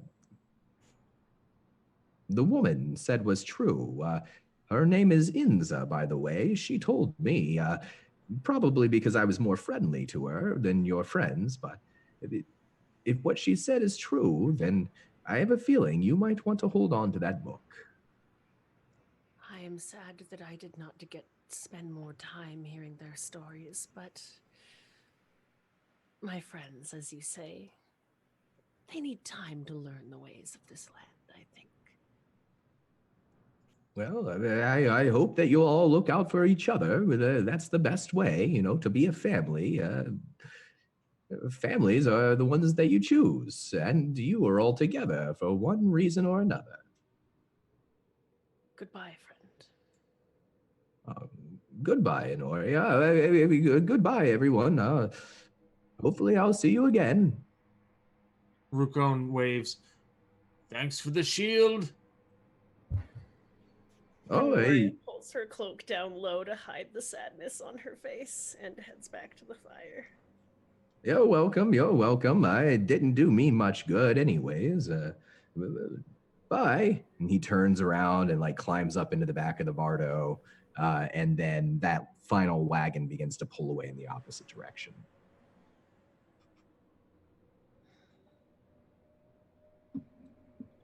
I get the small feeling that maybe I should have killed everyone but the dwarf. No. I'm saying it out loud. Okay, I'm not keeping this inside. It's just a feeling. We should be on our way. Yes, I agree. Perhaps you will regale me with the tale of what happened last night, Honoria says, book in hand, striding beside Rookone. What I will does- walk with Lady Averyn. See. What does regale mean? Tell me what happened last night. I heard you were festive, shall we say. There's nothing festive about it. I investigated some stuff and then they found some stuff. Well, first off, somebody from their camp died in a cave. I brought it back to them. And then they were mad and wanted him to be devoured by beasts or whatnot. And he had a box with him and I wouldn't give him the box. And then she was like, curse you for some bullshit. And let him get eaten by the wolves. I don't know. I wasn't paying attention. And I made him mad and now I'm upset. Honoria blinks rapidly, trying to absorb all of this speech that she's not used to. Did she retrieve the box in the end?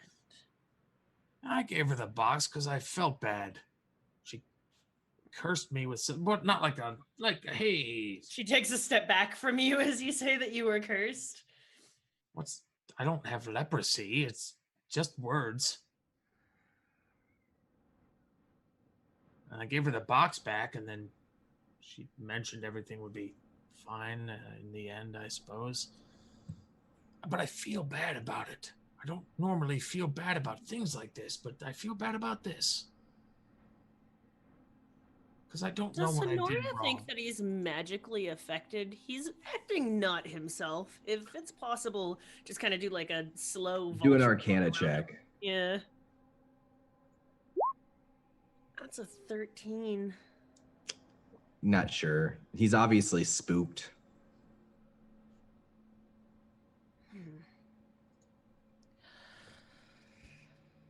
Let's see if I can do this. Also, do you know anything about people removing the souls from people's feet and trying to sew them on other people? Because that's fucked up. Have I heard anything like that in my entire life? Such a thing is not commonly practiced. Here, I'm going to help you. Shirak Matai. And she starts saying a bunch of gibberish, but in there saying the word for light. And I'd kind of like to make, if it's okay with you, almost a sleight of hand check to press the light into Rookone. Are you trying to do like a faith healer kind of thing? Give me a deception check. Damn it. I'm gonna use an inspiration on this. I love this. It's very convincing. Rookone, she gives a very good song and dance show of magic, pressing a ball of light into you. Wow. What did that do? I feel different. I have removed any chance of any curse being upon you. You are free. You can just do that? I am a wizard. There's a great many things I can do. Is Ria able to overhear this? Sure.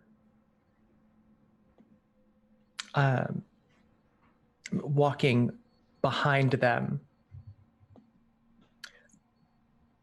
a wizard able to remove a curse. Can I turn my head and just wink at you, hopefully out of sight of Rookone?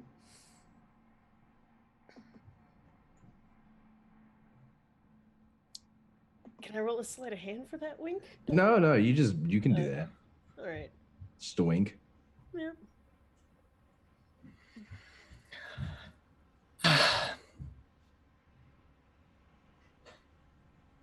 And You feel better then, do you, Rakan? I think so. Look how cool that was. Why wouldn't it work? Feels like it worked.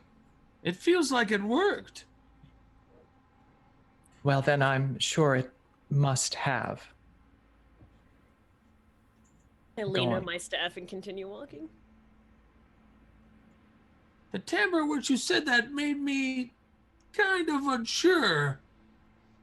But, well, we're all gonna die sometime, right? At this point, the sun has come up entirely. It's not noon or anything, but it's a little into the morning. You're getting a little of a late start. What's the plan from here? Do you guys have one? I would if Rookone had told me more about the fucking white guy and the roses and the bird beak, but I guess just wandering the land aimlessly right now. Well, you do have, I will say, a map. Averyn does. So Averyn, you're at least, having studied the map, you'd be able to at least be pretty sure of your location at the edge there of the grove, based on the landmarks you've seen already. You'd previously started off towards Harthalen in the southeast area of the country. That's what lies in the direction that you guys were headed in before, but there are other ways you could go to.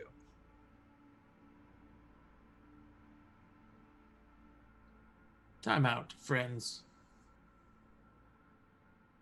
Does anybody think that it's weird that a member of this whole gypsy camp would be found dead in a cave and his soul's cut off his feet? This has you in your own head, my friend.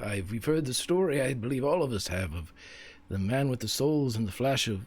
There's strange magic afoot, pardon the pun, but we can just circle among ourselves and rely on our collected knowledge and find our way free of this place. We can walk around, but I believe we all know where this ends. What is free? Am I free? Are we free? He's a philosopher, everyone. I thought I was free.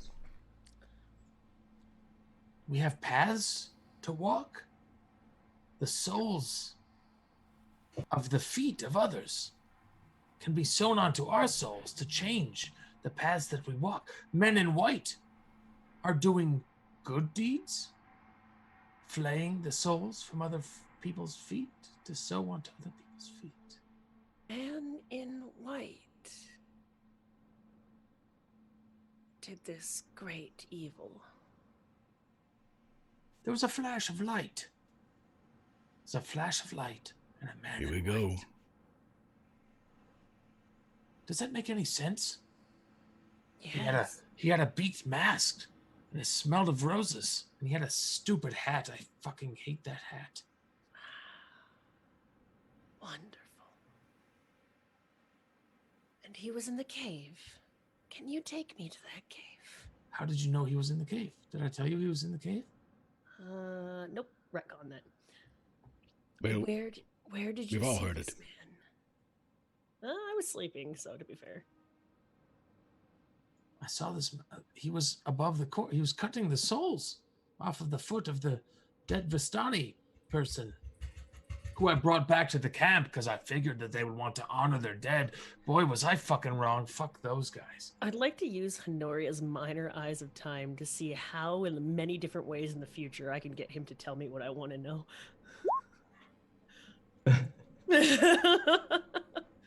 Using the spell for PvP. Yeah, so... And what is it exactly that Honoria wants to know? I want to know where this guy was so that I can go back and try and... Honoria's not much of a tracker, but it's kind of on her list of shit she needs to do to possibly get out of here. Absolutely. You are able to see many different possibilities for this conversation as your eyes glow a golden color. And at many of these conversations, you do get your information by asking the right questions or just listening at the right times. And you know, without even having to ask in your time, the answer, which is that there's a cave just half a mile off. My eyes would go golden for a moment as I'd whisper a few words. Thank you, Raccoon. I believe it imperative that we find this person. It could help us get home. This... well, the White Rose. It also is someone who is an enemy to the Lord of this realm. I say, looking away from the night as I say that out loud. I'm sure he would be grateful to be rid of him.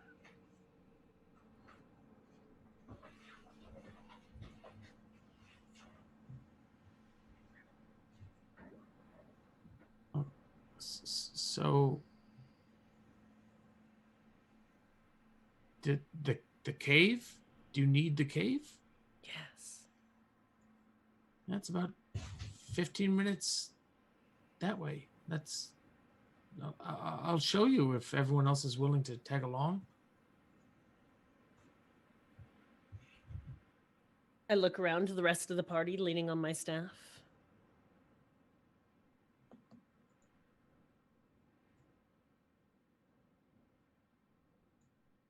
Away then. All right. Is everyone coming along, or are we splitting up?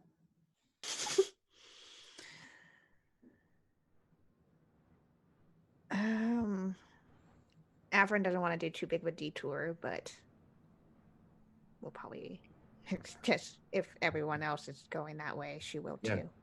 Where's where's Averyn headed? Detour from where? She wants to head to where Learly is supposed to be.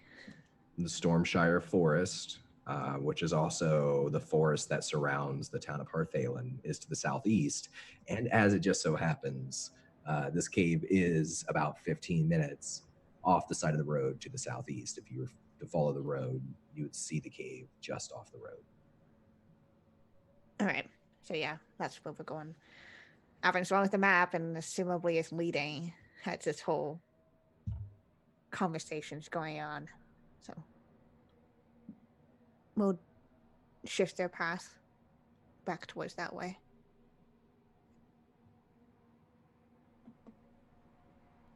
All right. Is anyone staying behind? Cool. As we go along, I'm going to cast Mage Armor. Mayat Kandala. It's always the best time. You cast Mage Armor, and is anyone else doing any sort of prep? Okay. You reach the cave. It takes you about 5 minutes off the side of the road. It's a little bit of a detour. You get into the cave, and you can see with the sunlight, it's a little bit easier to see, but if one of you has a magic light, you'll be able to see a lot better. Or a torch. Shirak. With the bright light, roll me a perception check. Everyone, or anyone who is interested in investigating the cave. 24 for Rukon.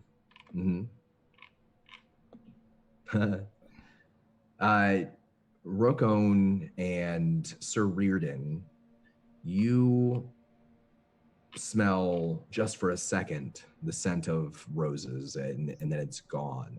It's sort of a phantom smell, but it's Sabria as you're looking into this cave, and it's not a large cave. It's a pretty small cave. You can see the blood spots, and with a natural 20, I'll give you this. You can see the blood from where it looks like a body was because of the way it's pulled. You can see it dragged out of the cave, and you can see a separate set of blood tracks, footsteps leaving in a different set of tracks out the cave.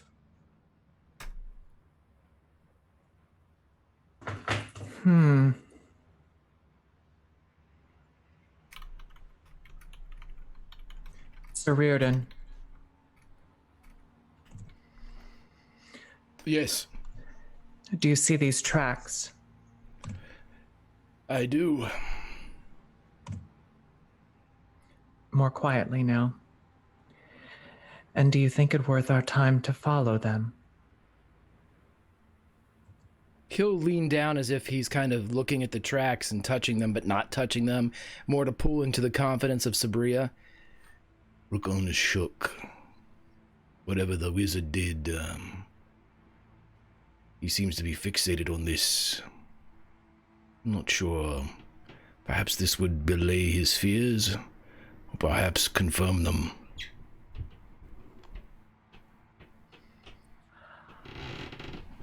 I suppose the lord of this land is not going anywhere. Not until I get to him.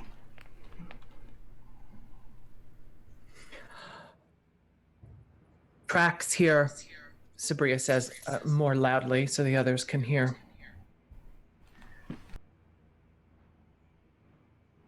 You're able to see what I described to Allison for Sabria, a set of tracks that kind of comes to the edge of it's like a streak, like the streak of a body on stone, comes to the edge of the mouth cave and then is up. And Rukon, you would know that this is where you lifted the body up and put it over your shoulder.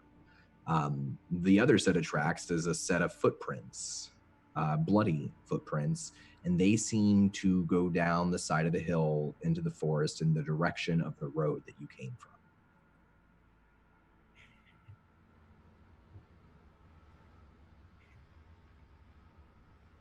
There are tracks going to the road that we came from. If we're looking for something to follow, the sign is here.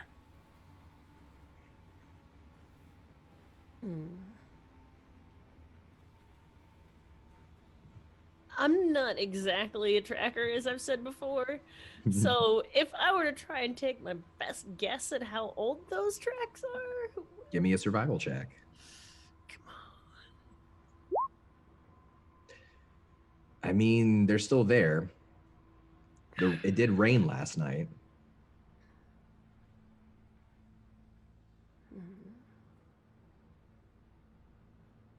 And it rains every night. That's about as much context as you can have. I really don't want to waste a spell.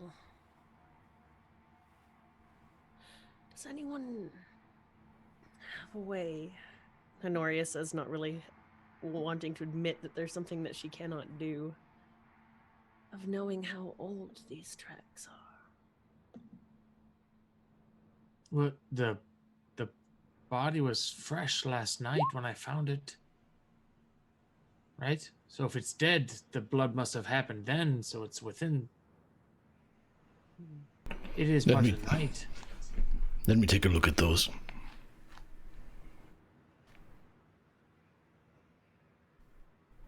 That's, yeah, you're able to tell that this is fairly fresh, a few hours old, definitely from last night. Again, with the rain and the fact that it rains every night, there's no way that these would be so clear as they are.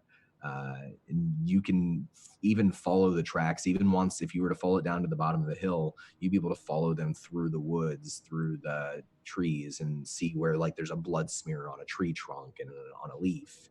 You could follow them if you wish. Are we headed southeast? You are headed southeast. Well, I can track this, but we're still headed southeasterly and towards that town of Averyn. Perhaps we will cross paths with whomever Rugon encountered last night. Lead on then. All right. So I'm going to skip ahead a bit in time unless there's something somebody wants to do here. And it's just past noon when you reach a road sign that suggests that you're getting close to Stormshire Forest. You've been traveling through the plains for half a day. And the town of Harthalan, you know, I don't know if Averyn shared the map with anyone, but at least she would know that the town is within the forest. And from here, indeed, you can see that there is a new tree line appearing at the edge of the horizon. And there's another road here, too, that breaks away from the road you're currently on. It breaks sharply to the west. It's a small road that passes between two hills. And at the foot of one of those hills is a quaint ruin that's held up. It's hard to see what the architecture is from here, but it's held up by a single stone ivory column. There's no road sign here that suggests what's that way.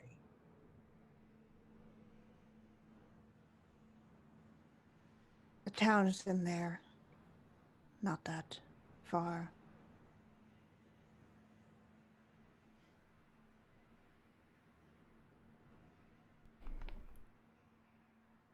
And the trail of blood continues, like, towards the ruin? So, yeah, roll me one more survival check.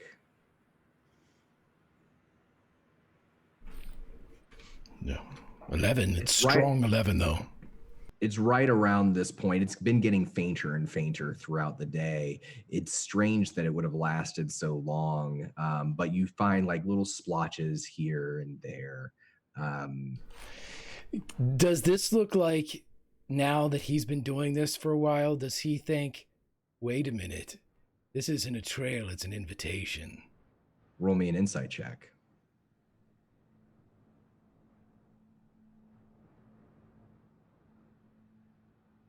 Stop. No one bleeds that much. He pulls his sword out. Everyone back up.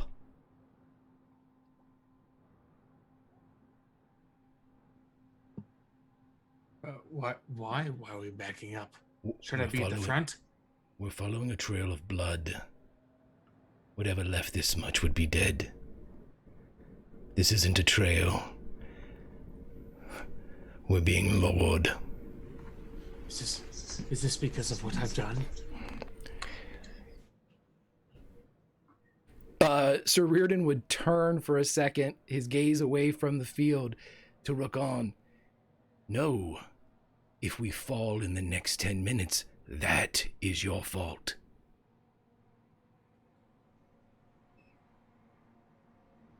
Rugon readies his shield, draws his scimitar. That will not happen.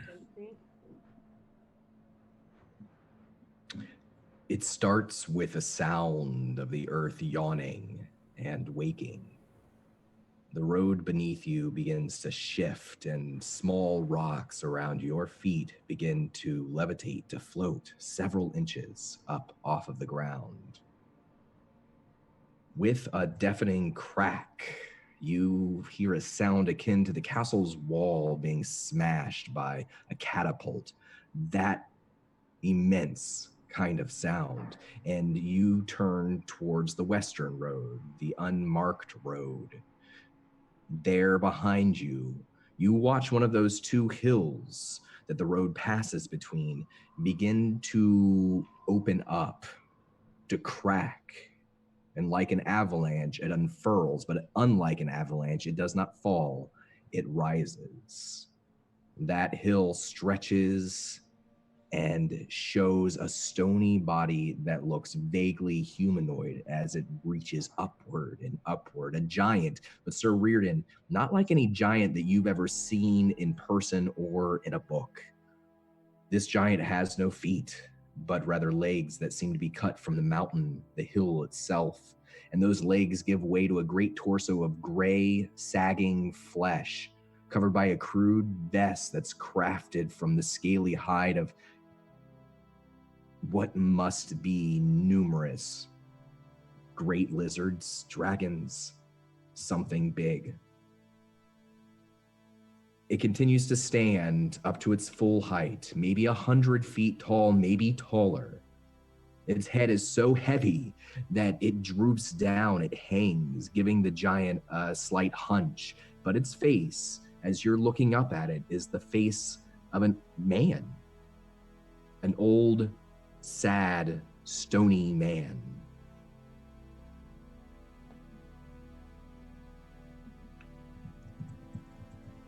Like Rurik's? No, this man looks older than. Did you say Reardon? No, I said Rurik's. I thought you said like a stony man. The first thing that comes, mountain man. But no. It's mountain man. Yeah, no. It definitely looks like the face of an old man, but the top of it is here. I got an image. I'm just gonna share. Oh, there. I just put it in the Zoom chat for you. So the top of its head is covered in greenery, the greenery that was at one point the top of this hill. And that is what you see. We actually got it in Twitch chat too for folks to check out if they want to see what it looks like. It was a gift from a really great artist that wanted to bring this to life. That is what you see. And the giant, it's not looking at you, not immediately anyways. It's still stretching upward. In that case, can I hide?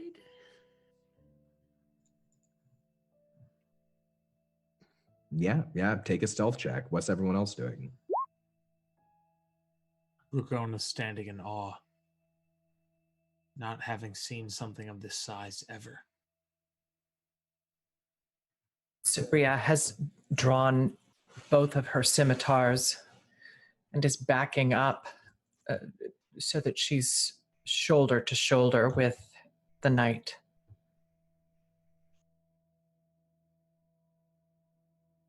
What about Averyn and Sir Reardon?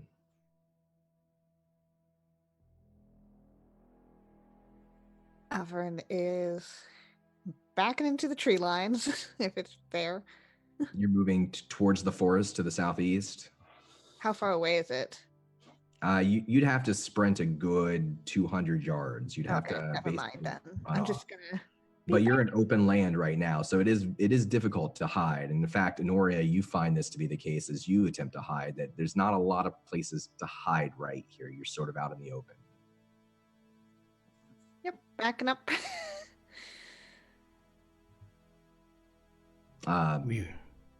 Slowly, the giant reaches one of its long arms to grab hold of that ivory column that's holding up a nearby ruin, and then too easily, like breaking a twig off of a branch, it rips the column from the ruin and the structure collapses in a cloud of dust.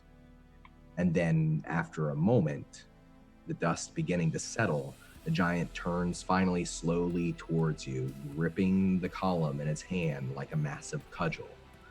There's a look in its eyes, its great, huge eyes that even from this distance you can see. It looks something akin to sadness, regret.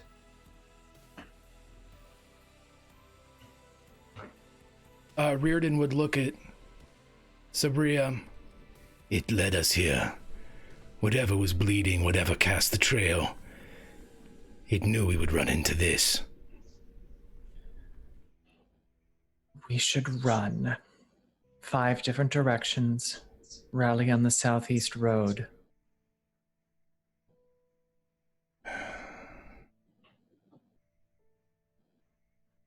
I shall hold here.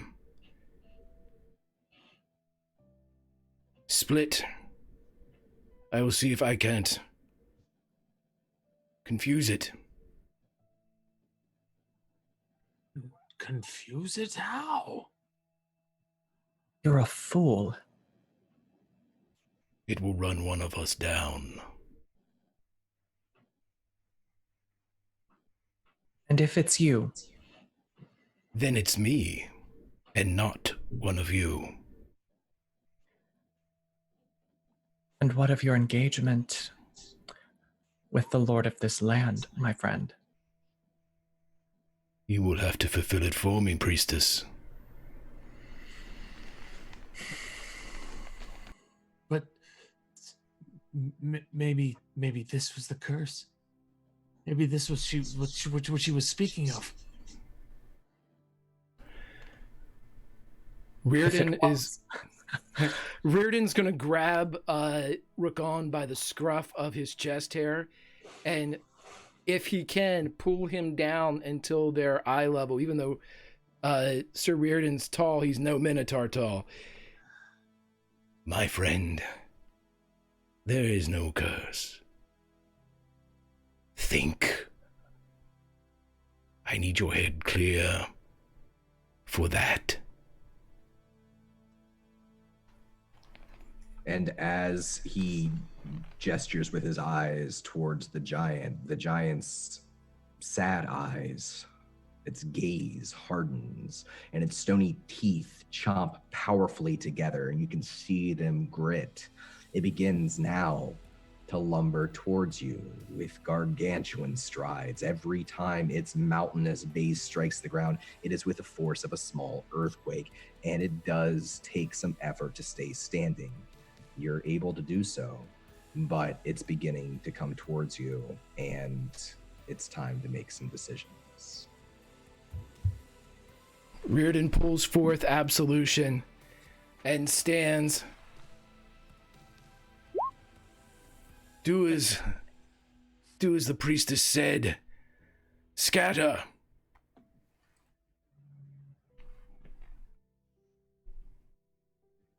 Rukon goes about 60 degrees away from Riordan to try to go towards the backside. But at the same point, he realizes, like, is there something to the sadness that the giant portrays? He's inquisitively moving.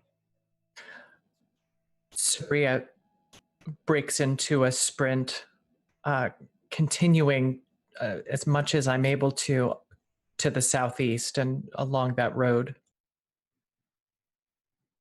What about Honoria?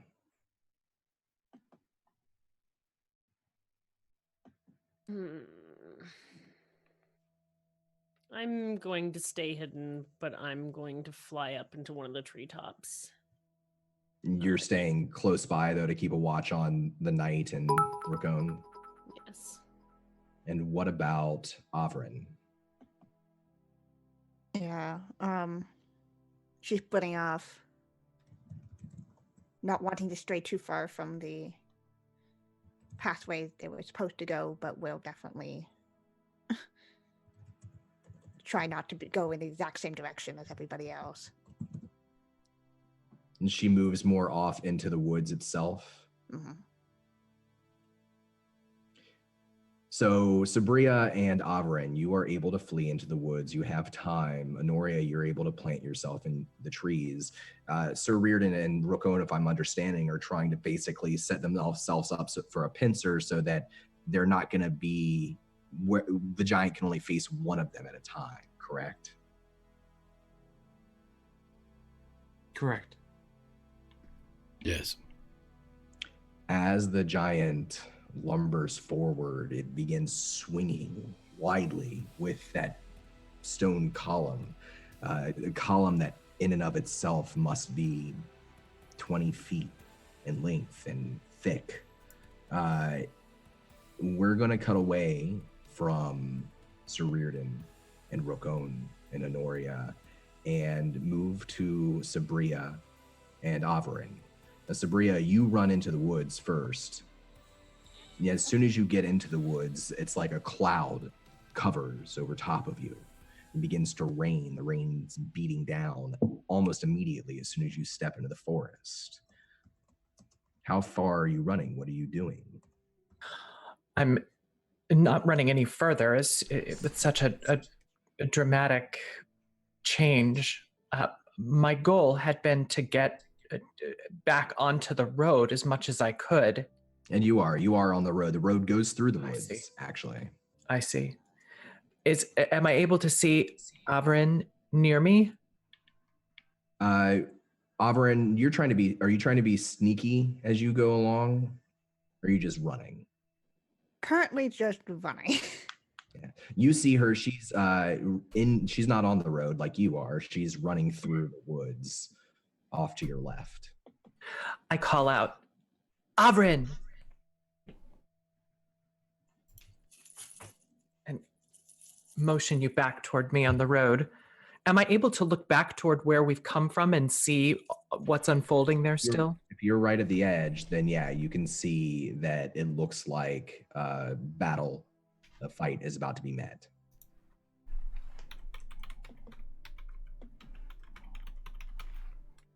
Then I'm going to move to the edge of the road and crouch and watch how this unfolds for a few moments. And Averyn, are you going over to join Sabria there at the edge of the road? Yeah, Sabria will do. Averyn will do that, and at this point, will attempt to make herself unseen. So Averyn, you can roll me a stealth check, and then both of you can roll me perception checks. As Averyn comes alongside, I say to her, I hate being right all the time. 22 on the perception. Sabria, you notice this from your position in the woods. It's a slight shift beneath your feet, and from somewhere nearby, you think you hear a throaty chuckle. I'm immediately looking in the direction to see if I can identify where that came from, on my guard. With a 22 in your perception check, I'll tell you that as you're looking around, you happen to glance down and you see from a burrow in the mud what looks like a large rodent's hand appear. It's sort of scraping out of the dirt at the sky, trying to escape the ground. Chuckling about it. Did it chuckle? You heard it chuckle. I point Averyn toward what I'm seeing.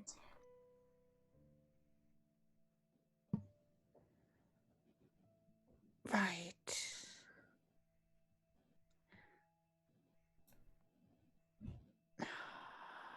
She's looking back between the fight, this thing, and she knows she has to get to where she has to get to. She's kind of torn. Stepping Tensions everywhere. Yeah, I'm stepping shoulder to shoulder with you to make sure that we're tight together. And how is Averyn hidden right now? Well, if they're within the trees, she's definitely sticking. Actually, she may clamber up one of these trees. She's kind of climbing up a little bit. Is Yeah. Sabria also trying to do that? No. She didn't go up too high, but Sabria, ease. with the 17. Sabria, you notice that after a second, it's not the hand of a rodent that's reaching from the dirt. Its 3 digits are thin and clawed, perched halfway along a larger limb, webbed by a leathery membrane that does very much look like a bat's wing. But that resemblance to a bat ends a moment later as the creature's head explodes from the earth, followed by the rest of its short body. The head is bulbous, with the faceted eyes of an insect. Its mouth, too, is that of some monstrous bug. Its mandibles clack open and closed, sucking in breath and expelling it with a sound that is very much like the unnerving chuckling you heard a few moments before. And as soon as the creature is free from the dirt, as soon as it explodes from the earth. A second bat's wing snaps forward, bending at joints it should not possess in ways that defile common sense. And behind it and all around you, a swarm of its kindred emerge from similar burrows, all at once from the earth, rising and chuckling, their torsos ending in a mass of short, writhing, fleshy tentacles the color of a drowned man. A dozen of the things, maybe more, surround you in an instant. Are you proficient in stealth? No. But I'm also not trying to hide. No, you're standing there. Averyn, roll me a perception check and let me know what you're doing. And then Sabriana, you let me know what you're doing. I'm going to use inspiration on this. All right. 21. Averyn. Oh yeah, tell me. Yeah, at this point, she definitely brought out her bow and arrow. As she is up here.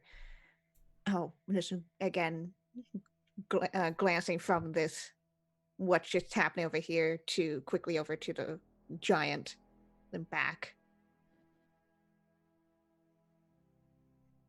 There is a battle happening outside. You can kind of make it out. You can hear the crashes of stone against earth, the shouts and cries of people maybe communicating, maybe dying. And then you hear from deeper into the woods the scream of a woman.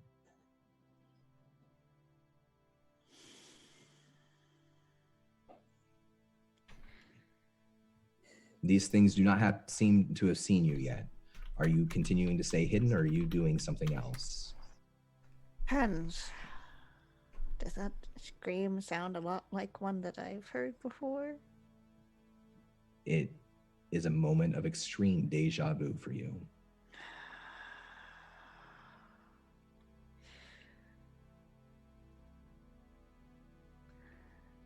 How close is the nearest tree from this one?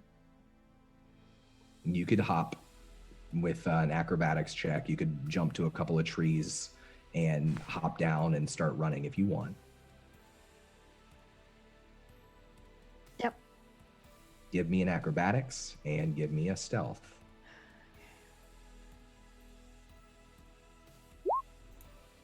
$13 acrobatics.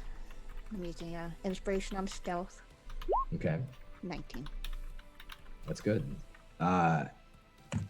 So while you do that, what is Sabria doing?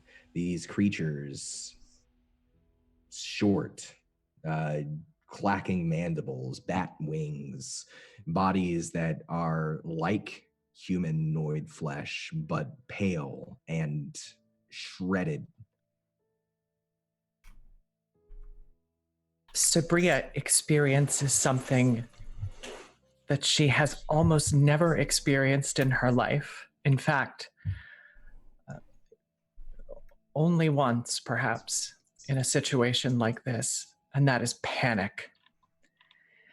And in the moment that the panic arises and everything slows down, she swallows, and it's like she can taste the coppery metallic flavor of blood in her mouth. And it's almost as if she's overcome, and her hands come up and out, and she casts aura of madness on every one of these creatures that is within the 120-foot range of her. And what is the spell DC for her? It's a DC 14 wisdom save.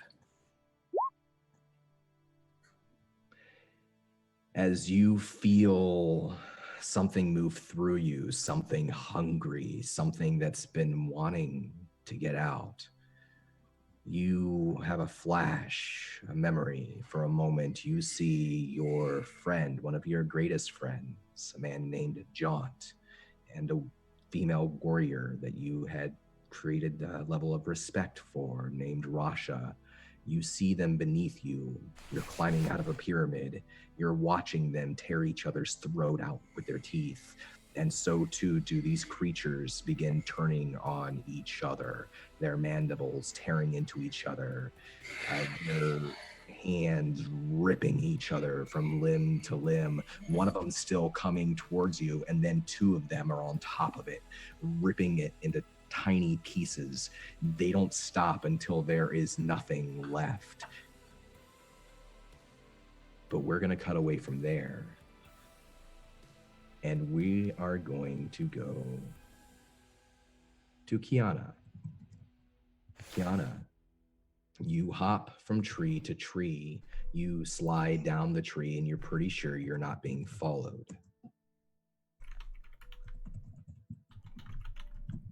I am booking it for where I heard that scream from. You run through the woods, and as you do, the deeper you get into the woods, the darker it becomes. The clouds change color. There's less and less light. You have some form of dark vision, right? I do have dark vision. So you're able to stop from slamming into trees, but within a matter of a minute, it goes from being the edge of the woods and there being some semblance of light to it seeming like it's nighttime when you know it's not. And in that moment, you recognize these trees. You recognize this path that you've walked and ran before. And as you rush towards the bramble, towards the source of the cry, you see it there. Not far ahead of you, a small campfire between a thick grove of trees. As you approach and look through, you see Leerly there, her face green, even in the dim glow of the campfire, her poisoned veins protruding from her flesh where they're visible. She's still wearing the same dress of roses and thorns that you saw her in on the rooftops of Istar, but now the dress is torn, muddy, bloodstained, and she's holding a single dagger in one hand, defensively. Do I see any enemies around? You can take a couple of steps towards the clearing and get a better look. I'm gonna do that. You creep towards the clearing, and it's then that you see them. 7 young children surrounding Leerly in a circle, their faces pale, their eyes wide, their toothy smiles wider yet. One of the, not children, this close you recognize them now for what they are. Kender. One of the Kender lets out a throaty chuckle. They shuffle forward with a hiss, the sound of their bare feet dragging across the ground.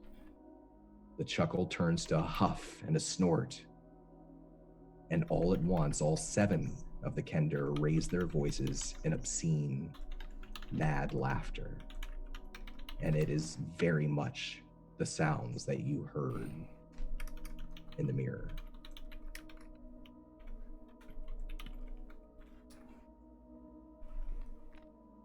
I am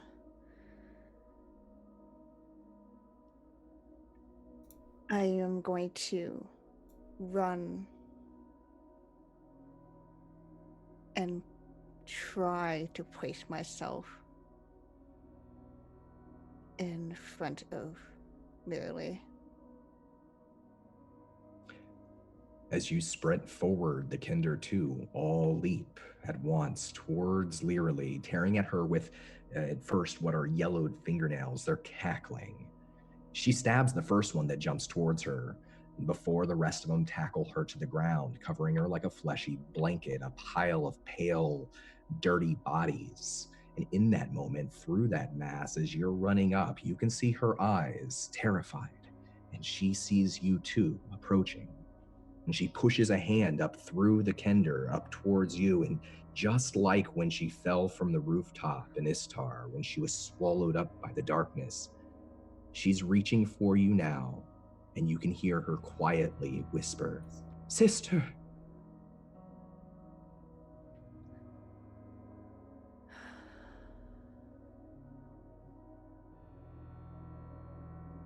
as everything comes back, there is no question. I am reaching for her hand.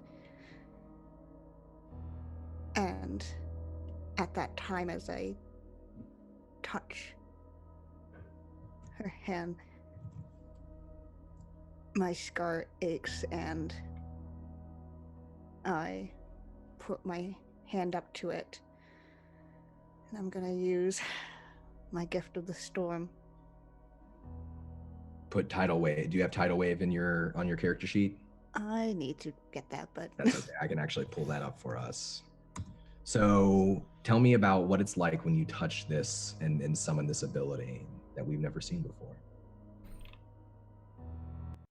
as she presses her hand up to it, as it aches the same way that it ached when it was first healing, the first lesson her father ever gave to her. To always be on guard. She feels every single bit of rage, sadness, everything roll off of her like a wave. And as you feel these emotions deep within you, you touch the scar, there is an energy wash from you, and that you feel it wash a force from you over, crashing into these Kender, this mass of 7 small creatures tearing at your friends. Several of them are knocked away for a second.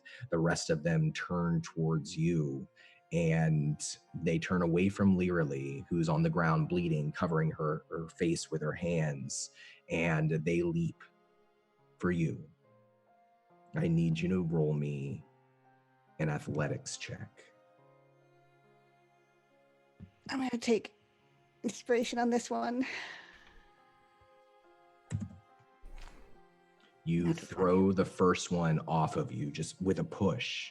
There are, let's see, 3 of them were knocked away, 4 of them remain.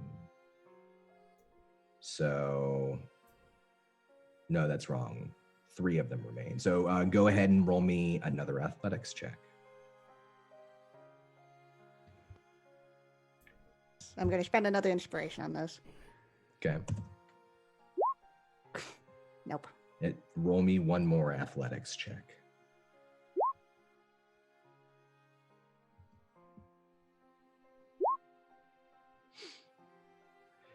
You throw the first one off of you. You're wrestling with the second one, and the third of these creatures comes in at your legs. It pulls you down to your feet, to your knees.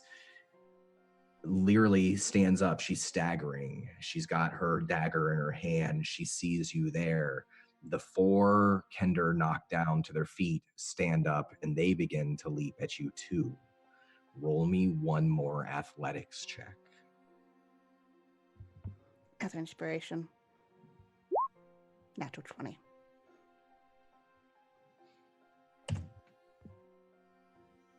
2 of the Kender grab hold of Leerily, one by either wrist. 2 of them rush towards you. You're able to throw the one that you're holding onto and crash it into them, knock both of them against the trees. And then it's then that you can see that they're already starting to transform, their flesh peeling away from their face, mandibles extending from their mouths, their eyes turning, changing whiter, many-faceted, their bodies shredding before you into a writhing mass of fleshy tentacles, and they continue to jump at you. Leerily attempts to throw hers off, but she trips and falls to the ground, and there's 2 on her again, clacking towards her. You have freed yourself for the moment. What do you do now? I am going to attack the ones that are trying to get at Leerily. And you have 2 weapons, so go ahead and make me 2 attack rolls.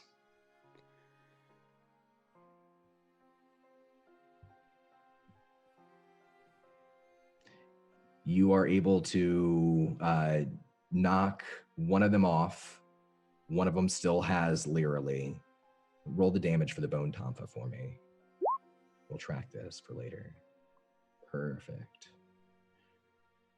And it's then that the 5 behind you all leap at you at once. And I need you to roll me another athletics check.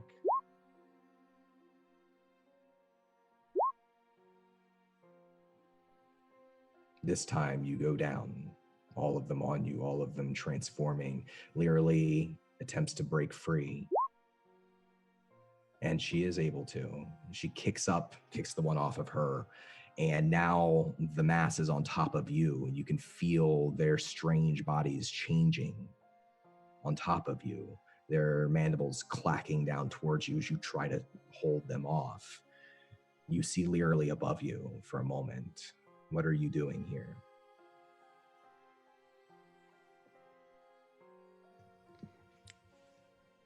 I'm trying to shove them off as best I can.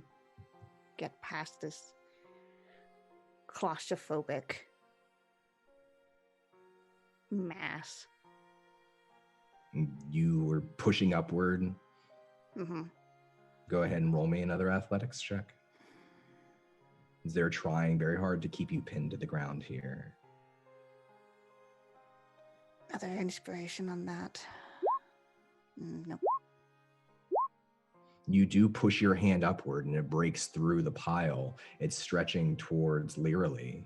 And she looks down at you, sees your hand there. And then she turns and runs in the opposite direction. And you feel these 7 creatures, now having held you down, pierce your skin with their mandibles, with their claws. And you feel blood pouring out of you. You will take 40 piercing damage and 34 necrotic damage.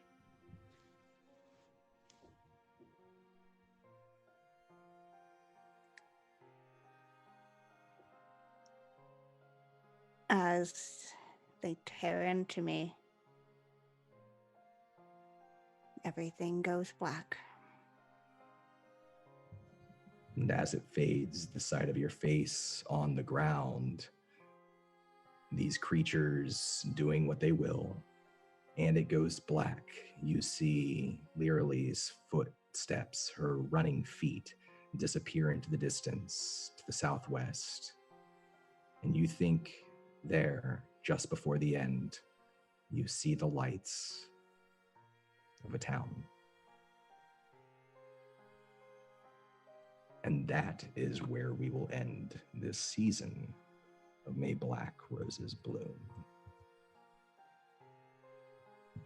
Fucking, I hate Kender. Oh, fuck.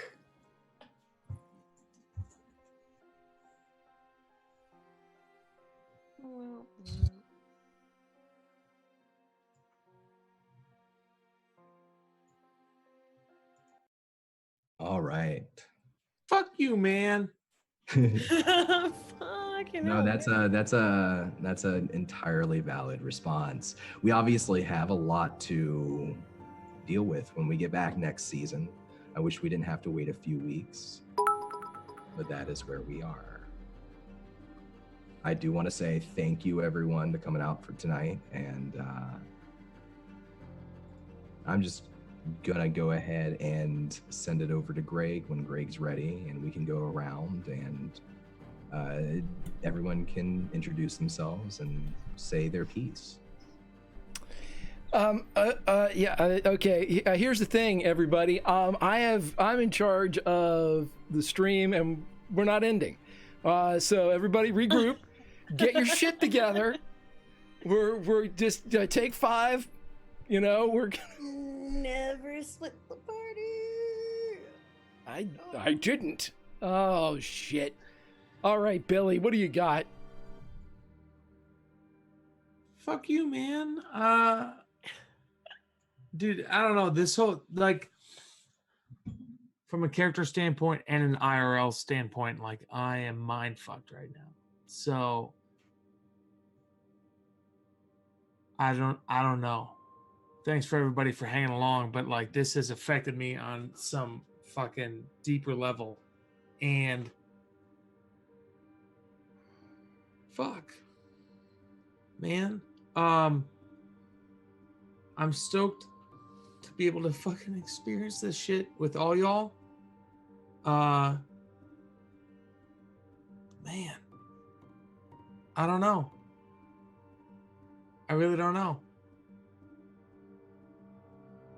These cats, this has been an elevated experience. Like, I have been role playing since my middle school days in 6th grade.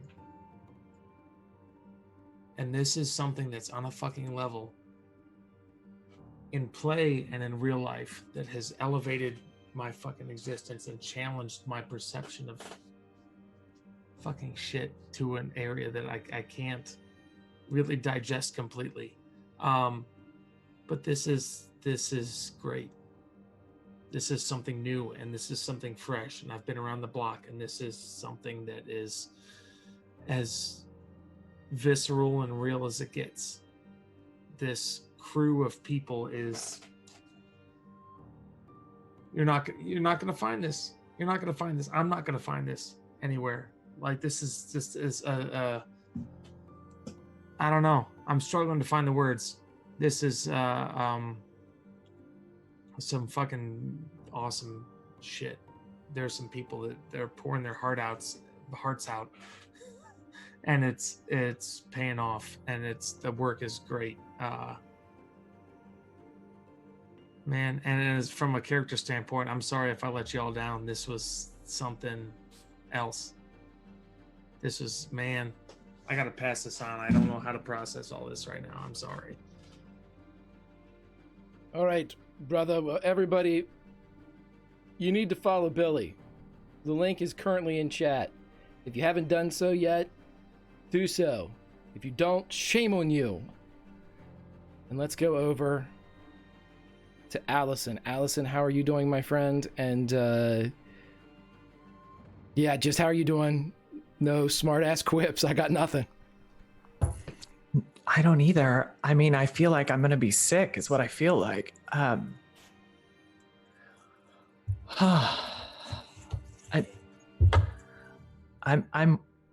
with you, Bill. This is another level, right? And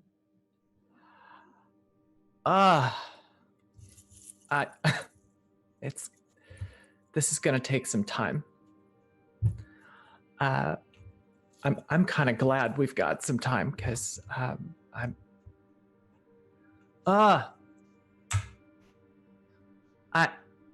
I guess what I really want to do is just thank everybody, especially thank you, chat, for being a part of this and for being so powerfully invested. Thank you for giving at a tough time of the year to part with resources, right? For giving to be a part of this story, and you make it what it is.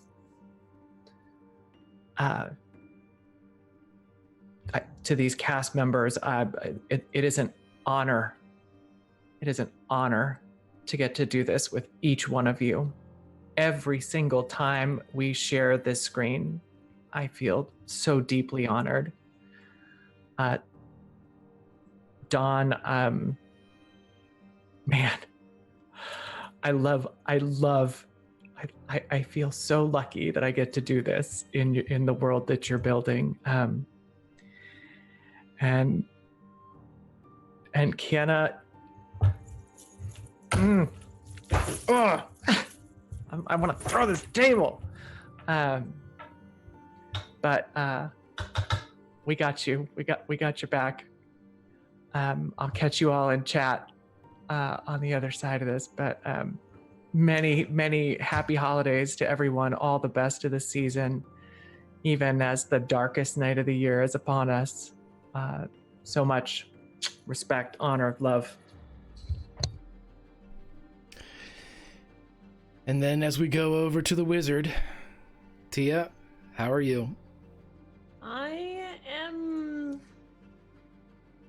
I would love to say that I'm in shock, but that's just not true, because Dawn has given us every warning along the way that eventually it would get savage.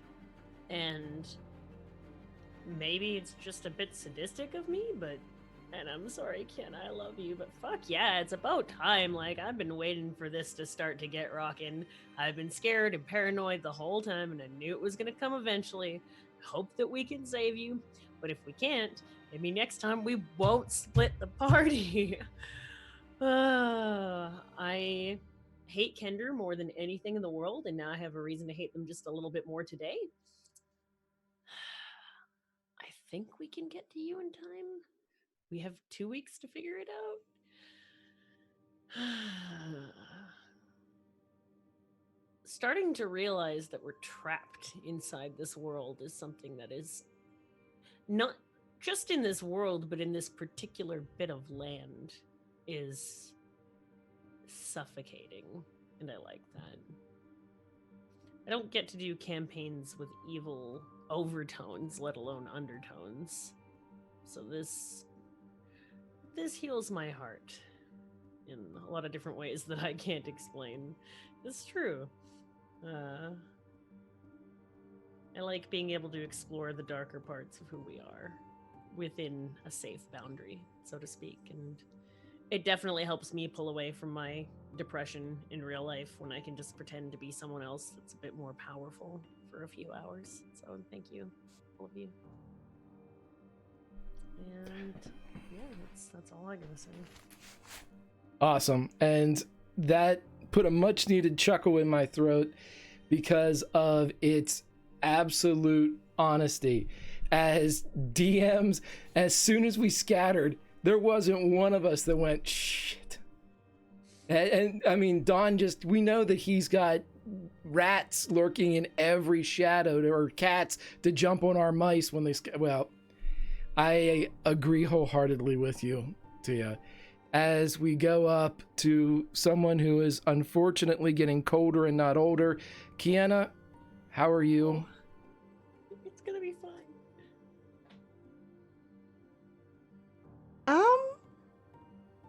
I don't think anything broke my heart more than knowing that Averyn saw Learly and that she knew that Learly saw her and that she ran. Wow. that was a session. And yeah, Averyn is in quantum death space. She's both dead and not dead at this point. We'll have to wait for a couple weeks to figure out what happened there. Man, it is an honor and a pleasure to be playing with all of you every single time that we can here in this world. And it's an honor to see you, everyone in chat, being so supportive. Thank you very much. Yeah. You can find me over on Twitter. I'm going to be doing some stuff over the holidays. But I can't wait to get back here and see what happens next in this dark, dark tale that we're spinning. Lots of love, all of you. Awesome. So I will drop it back to the Puppet Master. Don, what other last-minute evil do you have to, stick us where the sun don't shine before we go off into our merry Christmas ways and happy holidays and New Year's? I know you got something else. I know we got polls coming at least. I've got nothing but love for all of you guys. I really mean that. No, I feel really, you guys have said the exact thing that I feel. I feel just incredibly grateful to all of you for doing this, to putting your hearts in it. And mind blown and so happy that people watch the show and love the show and theorize about the show. I hope I would love to keep telling this story for a very, very long time. I love it and these characters. No, I know this is a bit of a downer, but I do need you all to roll me some corruption saving throws. Would I be counted in this, John? Do I even need to at this point, though? Really? Why don't we just to be fair to everyone, have everyone just roll them and see what happens? Because I had gotten a donation to get an advantage. You do have your advantage.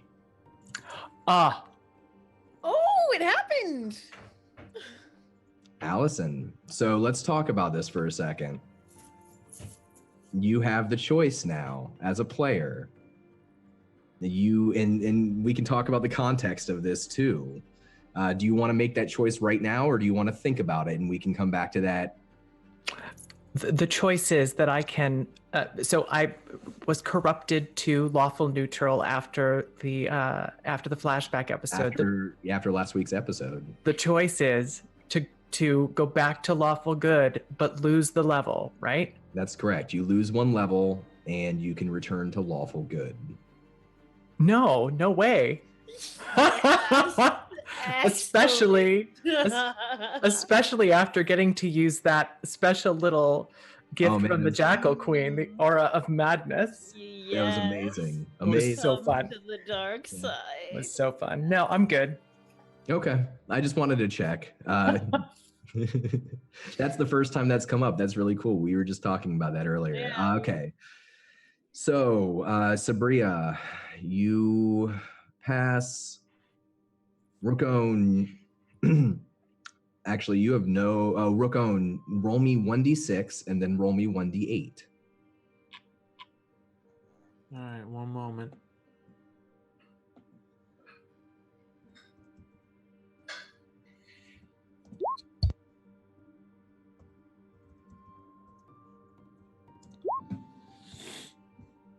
You both gain and lose to corruption. So because of a poll, you restored some of your corruption. Good. And you also won both the Light Still Shines and the Eye of Nutari. Now here's how I feel about this. I thought about this after this happened to Greg last time. Roll 1d2. You're getting one of these and the second place is getting the other one. Ooh. So the Light Still Shines is 1. That means you are getting the Eye of Nutari. Or what did you roll here? Did I get it? Yeah. So roll me 1d8, Bill. This is fine. You gain 3 corruption. And it is Averyn that gains the benefits of the Light Still Shines. And I think that is well deserved after the choices she made in this episode. That's all I have for corruption. I love all of you guys. Thank you so much to everyone supporting. We've got a bunch of bonus episodes coming up. I'm going to try my best to make all of those real special. And I think it's both good and sad that we're going to take a little break. I could use one too. I like dark stories, but it does take a little bit out of me too to when we get down to the stuff like we got to tonight. And just thank you all for being here with me. And I can't wait to be back. Merry Christmas, happy holidays. Happy holidays. I will begrudgingly put up Don's link in chat so you can all follow him as well.